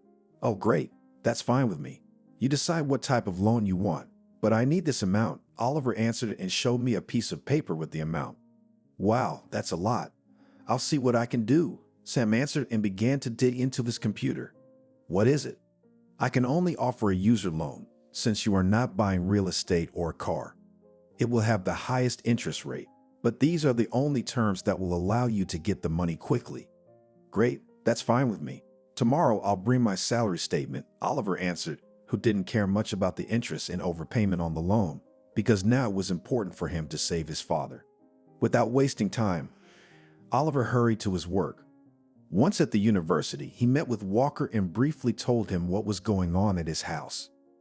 Mickey not only entered into the situation of his ward, but also called the accounting department so that a certificate could be prepared for him as soon as possible, on which he could count on a loan. Thanking Walker for his help, Oliver hurried to the office in the next wing and, taking the certificate, returned home. The next morning, he woke up earlier than usual and went to the bank, only to find himself there a few minutes before it opened. Hello, Sam. Here's the statement, Oliver said, meeting the manager still at the entrance to the bank. Good morning. All right, come on in. Have a seat and wait for me. I'll take the certificate to the credit departments so they can calculate the possible loan amount, Sam said kindly and went to an office nearby. Half an hour later, the man returned with a sad expression on his face. What is it? Is something wrong? Oliver asked excitedly, realizing that the manager was disappointed. Yes, you could say that. Unfortunately, we can give you a loan, but it will be 10 times less than the amount you need. Are you kidding me? It's pennies. I have to save my father. Oliver began to shout, realizing he'd been turned down. "I'm sorry, but those are the rules. It's not my fault that you have a low income and the credit department doesn't want to take risks," the manager replied, explaining the credit department's decision. "I understand." Oliver snorted and left the bank before the security guards arrived to prevent a conflict and calm down a rowdy customer. Slowly walking back home, Oliver was depressed and disappointed. His hope for the bank had been high, but it had dissipated, and now the man didn't understand where to get the money. Realizing that today he was powerless, Oliver went to the hospital to see his father. When he met him, he saw his father's sad eyes, struggling to hold back tears of pain. Being near him, Oliver tried to support him in every possible way, saying that he would always be shoulder to shoulder with his father and that they had a bright future ahead of them. At some moments, Oliver could not believe it, but he could not cry in front of his father because it was not sweet for him. Realizing that his father needed to rest, Oliver slowly made his way home. "Hi, honey, where have you been for so long?" Elizabeth asked, meeting her husband on the doorstep. "Hi, sorry, I've been running errands, trying to find some money, and then I stopped by my father's hospital." "How's he doing?" "He's not good. I mean, he's trying to hold it together and smile, but it's like he's crying from the pain he's in. I'm obliged to help him, but I don't know how," Oliver replied disappointedly. "I take it you haven't been able to find the money?" Elizabeth asked sadly. "No, I met with Austin, but he bought a car and there's no money, and the bank turned me down because my salary is so small. I don't know what to do or how to be." "You don't need to get depressed. I'm sure that you will succeed," said the spouse, trying to support Oliver. Just at that moment, the phone rings. "Hey son, I'm sorry it's so late, but the doctor called me and told me that Dad's gotten worse." "I don't know what we're going to do," Selena said, getting through to her son and starting to cry into the phone. "Mom, calm down. I'm looking for money and I'll find it. Do you hear me?" "Don't be nervous, you can't," Oliver replied, trying to calm his mom down. After talking some more, the man was able to calm his mother down so that she could sleep and gain strength to visit his father again and not cry in his presence. Finished with the conversation, Oliver sent Elizabeth to bed and himself stayed in the kitchen as he didn't feel like lying down. Looking out the window and admiring the city at night, the man tried to think of where and how to find the money. There were no good ideas, so he just decided to go looking for it and do everything he could to avoid coming home with empty pockets. Waking up before his wife, the man hurriedly got ready and, kissing his beloved, went to the city. At some point, Oliver noticed an advertisement on a pole which stated that a microfinance company was issuing loans and was ready to give any amount of money without a certificate of income and in just a few minutes. On the one hand, the man realized that there was a trick in it, but at the same time he thought that this was the only available option, because in any normal bank he would be denied again. Going to the office for quick loans, Oliver met the manager and tried to find out if he could get the necessary amount. He was not frightened by the high interest rates and other problems, but it turned out that in his case the problem was quite different. The office was ready to give money and was able to satisfy Oliver's requests, but only on the security of real estate. Realizing that even here nothing will work out, since he has no housing of his own and his family lives in a rented apartment, Oliver left, continuing his fruitless search. Despair and hopelessness covered the man with a head, because all his attempts do not lead to results. Losing his mood and every desire to return home, Oliver sits down on a bench in the park. Observing passersby and strangers, he gets a little distracted and relaxes. Once again, Oliver gathers his thoughts and starts going over different ways of making money, both legal and illegal, because he has nothing to lose and every minute is worth its weight in gold. After wandering around the city until almost late in the evening, the man has not found a solution to the problem. Realizing that there was nowhere to go, he headed for his home. Walking along a narrow and dark street, Oliver noticed a window ajar in the apartment on the first floor. A frightening thought flashed through his mind, which he dismissed and took a couple of steps away, but immediately stopped. Remembering his mother crying in the face of his father suffering from illness, Oliver decided to do something desperate. After looking around and seeing no one, he climbed into the apartment for profit. Once in the apartment, the novice burglar was unpleasantly surprised because he found himself in a very modest and shabby dwelling with old furniture and shabby wallpaper on the walls. Looking around, Oliver realized that he was in the apartment of an old man, but at this moment he was not embarrassed. Realizing that he couldn't leave empty-handed, the man started rummaging through the closet and dresser, turning the shelves upside down and throwing things on the floor. He hoped that somewhere he would find a hidden envelope or a handkerchief with money that the old man had left for a rainy day. Having made a mess, Oliver wasn't going to stop because he realized he had to get something before he left, because there might not be a second chance. After checking the main room, Oliver went to the bedroom and started rummaging through the personal belongings of the lonely old man, when suddenly he heard that he had received a text message on his phone. The man continued rummaging through his clothes for a few more minutes, but without finding any money, he decided to check who had texted him. Taking out his phone, he saw that it was a message from his spouse, who didn't dare call to let him know what she had written in the text. "Beloved, I'm so sorry, but your father passed away a few minutes ago. I'm sorry I can't tell you this in person. The lump in my throat and tears in my eyes prevent me from doing so." After reading it, a broken and shocked Oliver sat down on the edge of the bed, crying. The man realized that he was too late and all his attempts had failed. He had the opportunity and the time to save his father, but he hadn't done enough, too little to help him. Taking this to heart, Oliver couldn't hold back the tears and felt defenseless for the first time in a long time. Looking around, the man came to his senses and realized that his actions were not only illegal, but also immoral. Feeling remorseful, Oliver realized that he had to leave the apartment as soon as possible before the owner returned.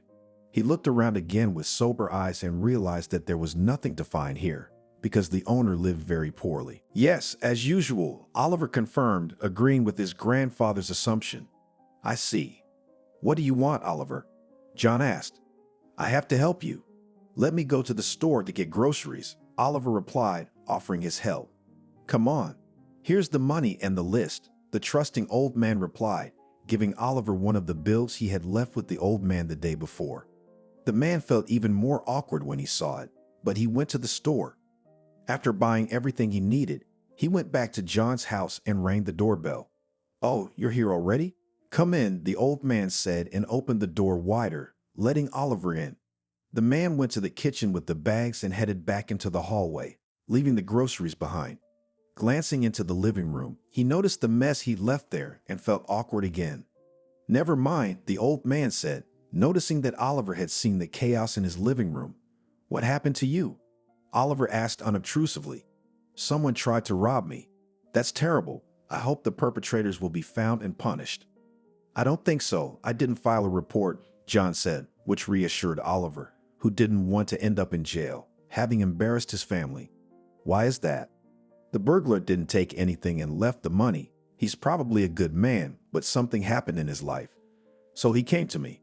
I'm an understanding person, so I don't want to ruin his life," the old man replied, explaining his position.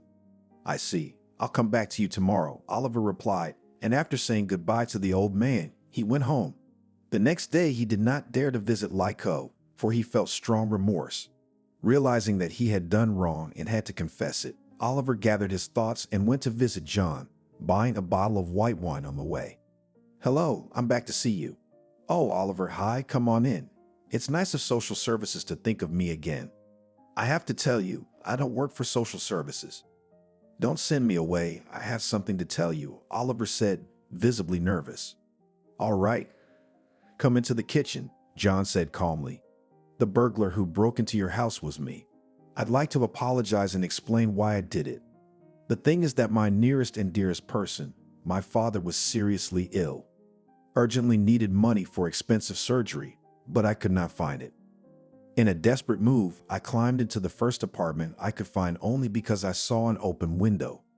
It was at that moment that I learned that my father had passed away. At that moment, my world turned upside down, struggling to squeeze out the words of Oliver's story. I understand you, son." After these words, Oliver shuddered and cried. "It's so good to hear it again. My family didn't work out. I never had any children or grandchildren. Of course, I can't replace your father, but I can be your best friend, if you don't mind," John replied. "I'm all for it. Let's remember my father, and if you don't mind, I'd like to introduce you to my family, Oliver said. I'd be happy to have people who could be the family I've always dreamed of in my old age. He went to the kitchen and opened the refrigerator, realizing that there was only stale bread and a couple of chicken eggs. When he saw that the old man had nothing to eat, he cried even more because he was trying to steal from someone who lived even worse than he did. Realizing that it cannot be done, Oliver wanted to clean up, but realized that it would take too long and could lead to the fact that he met with the owner of the apartment face to face. Feeling remorseful and realizing that his father didn't need the money anymore, Oliver took a couple of $1,000 bills out of his pocket and, throwing them on the living room table, escaped through the window. Half an hour afterward, the owner of the apartment returned home. Opening the door, John had no idea what awaited him in the apartment. Entering the living room, the old man saw that all the cabinets were open and things were scattered on the floor. Going to the bedroom, the grandfather saw a similar picture and realized that there were thieves in his apartment. Frightened, the old man hurried out of the apartment, thinking that the intruders might return and get rid of him as an unwanted witness. Going outside, the old man took out his poor button cell phone and called the police, reporting the robbery. "Hello, Grandpa. Did you call us at the station?" asked the sergeant from the squad that arrived on the scene. "Hello, Comrade Sergeant. Yes, I called. My house is a mess. Everything is upside down. I was afraid the thieves might come back, so I waited for you here." "Come on, let's go and see what's wrong," the policeman replied and accompanied the old man to his apartment. Once inside, the sergeant looked around and realized that nothing threatened John. "Look around, check your personal belongings, and tell me what was stolen." "Okay, I'll take a look," the old man replied and began to check his belongings. Having thoroughly examined everything, he was surprised. "Well, is everything in place?" the sergeant asked. "Yes, nothing was stolen, but there is one problem." "What kind of problem?" "I didn't have any money at home, and here I have $2,000. "Yes, well, and thieves went. Not only do not steal anything, but also give money to old people. Just Robin Hood something," replied the shocked policeman, who realized that the burglar not only did not steal a poor old man, but also decided to help him financially. "So what do we do?" "Well, you have two options. We can write a statement and look for this grief burglar because he broke into someone else's property, or forget about it, and you keep this money as moral compensation for the mess." "I will not write anything," John replied, but not out of greed, but pity for the robber, realizing that he is not such a bad man if he left him the money. "I see, I thought so," replied the sergeant, thinking that the grandfather had sold out for a couple of pieces of paper. "Good day to you," the old man replied sharply, as he escorted the policeman out the door, not wanting to listen to his comments and assumptions.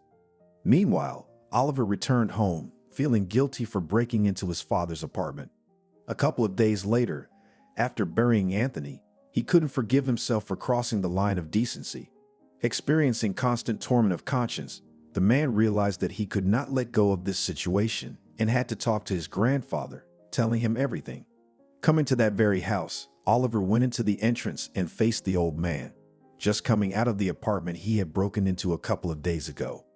"Hello, excuse me, are you from apartment 3? Oliver asked, realizing that he had to talk to this nice and modestly dressed old man somehow. "Hello. Yeah, I'm sorry, who are you?" "My name is Oliver.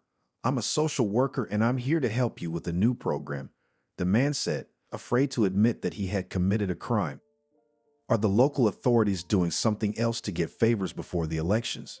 the grandfather asked incredulously. "My name is Oliver. I'm a social worker and I'm here to help you with a new program," the man said, afraid to admit that he had committed a crime. "Are the local authorities doing something else to get favors before the elections?" the grandfather asked incredulously. "Yes, as usual," Oliver confirmed, agreeing with his grandfather's assumption. "I see. What do you want, Oliver?" John asked. "I have to help you." "Let me go to the store to get groceries," Oliver replied, offering his help. "Come on. Here's the money and the list," the trusting old man replied, giving Oliver one of the bills he had left with the old man the day before. The man felt even more awkward when he saw it, but he went to the store. After buying everything he needed, he went back to John's house and rang the doorbell. "Oh, you're here already?" "Come in," the old man said and opened the door wider, letting Oliver in. The man went to the kitchen with the bags and headed back into the hallway, leaving the groceries behind. Glancing into the living room, he noticed the mess he left there and felt awkward again. "Never mind," the old man said, noticing that Oliver had seen the chaos in his living room. "What happened to you?" Oliver asked unobtrusively. "Someone tried to rob me." "That's terrible. I hope the perpetrators will be found and punished." "I don't think so. I didn't file a report," John said, which reassured Oliver, who didn't want to end up in jail, having embarrassed his family. "Why is that?" "The burglar didn't take anything and left the money. He's probably a good man, but something happened in his life, so he came to me. I'm an understanding person, so I don't want to ruin his life," the old man replied, explaining his position. "I see. I'll come back to you tomorrow," Oliver replied, and after saying goodbye to the old man, he went home. The next day, he did not dare to visit Lyko, for he felt strong remorse. Realizing that he had done wrong and had to confess it, Oliver gathered his thoughts and went to visit John, buying a bottle of white wine on the way. "Hello, I'm back to see you." "Oh, Oliver, hi, come on in. It's nice of social services to think of me again." "I have to tell you, I don't work for social services." "Don't send me away. I have something to tell you," Oliver said, visibly nervous. "All right, come into the kitchen," John said calmly. "The burglar who broke into your house was me. I'd like to apologize and explain why I did it. The thing is that my nearest and dearest person, my father, was seriously ill. Urgently needed money for expensive surgery, but I could not find it. In a desperate move, I climbed into the first apartment I could find only because I saw an open window.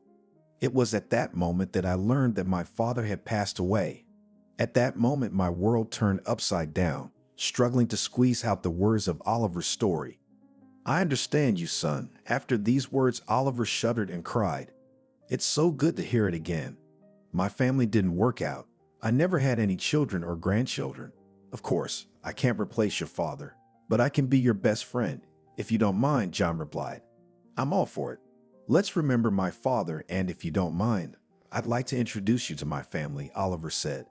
"I'd be happy to have people who could be the family I've always dreamed of in my old age." He went to the kitchen and opened the refrigerator, realizing that there was only stale bread and a couple of chicken eggs. When he saw that the old man had nothing to eat, he cried even more because he was trying to steal from someone who lived even worse than he did. Realizing that it cannot be done, Oliver wanted to clean up, but realized that it would take too long and could lead to the fact that he met with the owner of the apartment face to face. Feeling remorseful and realizing that his father didn't need the money anymore, Oliver took a couple of $1,000 bills out of his pocket and, throwing them on the living room table, escaped through the window. Half an hour afterward, the owner of the apartment returned home. Opening the door, John had no idea what awaited him in the apartment. Entering the living room, the old man saw that all the cabinets were open and things were scattered on the floor. Going to the bedroom, the grandfather saw a similar picture and realized that there were thieves in his apartment. Frightened, the old man hurried out of the apartment, thinking that the intruders might return and get rid of him as an unwanted witness. Going outside, the old man took out his poor button cell phone and called the police, reporting the robbery. "Hello, Grandpa. Did you call us at the station?" asked the sergeant from the squad that arrived on the scene. "Hello, Comrade Sergeant. Yes, I called. My house is a mess. Everything is upside down. I was afraid the thieves might come back, so I waited for you here." "Come on, let's go and see what's wrong," the policeman replied and accompanied the old man to his apartment. Once inside, the sergeant looked around and realized that nothing threatened John. "Look around, check your personal belongings, and tell me what was stolen." "Okay, I'll take a look," the old man replied and began to check his belongings. Having thoroughly examined everything, he was surprised. "Well, is everything in place?" the sergeant asked. "Yes, nothing was stolen, but there is one problem." "What kind of problem?" "I didn't have any money at home, and here I have $2,000. "Yes, well, and thieves went. Not only do not steal anything, but also give money to old people, just Robin Hood something," replied the shop policeman, who realized that the burglar not only did not steal a poor old man, but also decided to help him financially. "So what did we do?" Well, you have two options. We can write a statement and look for this grief burglar because he broke into someone else's property, or forget about it, and you keep this money as moral compensation for the mess. I will not write anything, John replied, but not out of greed, but pity for the robber, realizing that he is not such a bad man if he left him the money. I see, I thought so, replied the sergeant, thinking that the grandfather had sold out for a couple of pieces of paper. Good day to you, the old man replied sharply, as he escorted the policeman out the door, not wanting to listen to his comments and assumptions. Meanwhile, Oliver returned home, feeling guilty for breaking into his father's apartment. A couple of days later, after burying Anthony, he couldn't forgive himself for crossing the line of decency. Experiencing constant torment of conscience, the man realized that he could not let go of this situation and had to talk to his grandfather, telling him everything. Coming to that very house, Oliver went into the entrance and faced the old man, just coming out of the apartment he had broken into a couple of days ago. "Hello, excuse me, are you from apartment 3? Oliver asked, realizing that he had to talk to this nice and modestly dressed old man somehow. "Hello, yeah, I'm sorry, who are you?" "My name is Oliver. I'm a social worker and I'm here to help you with a new program," the man said, afraid to admit that he had committed a crime. "Are the local authorities doing something else to get favors before the elections?" The grandfather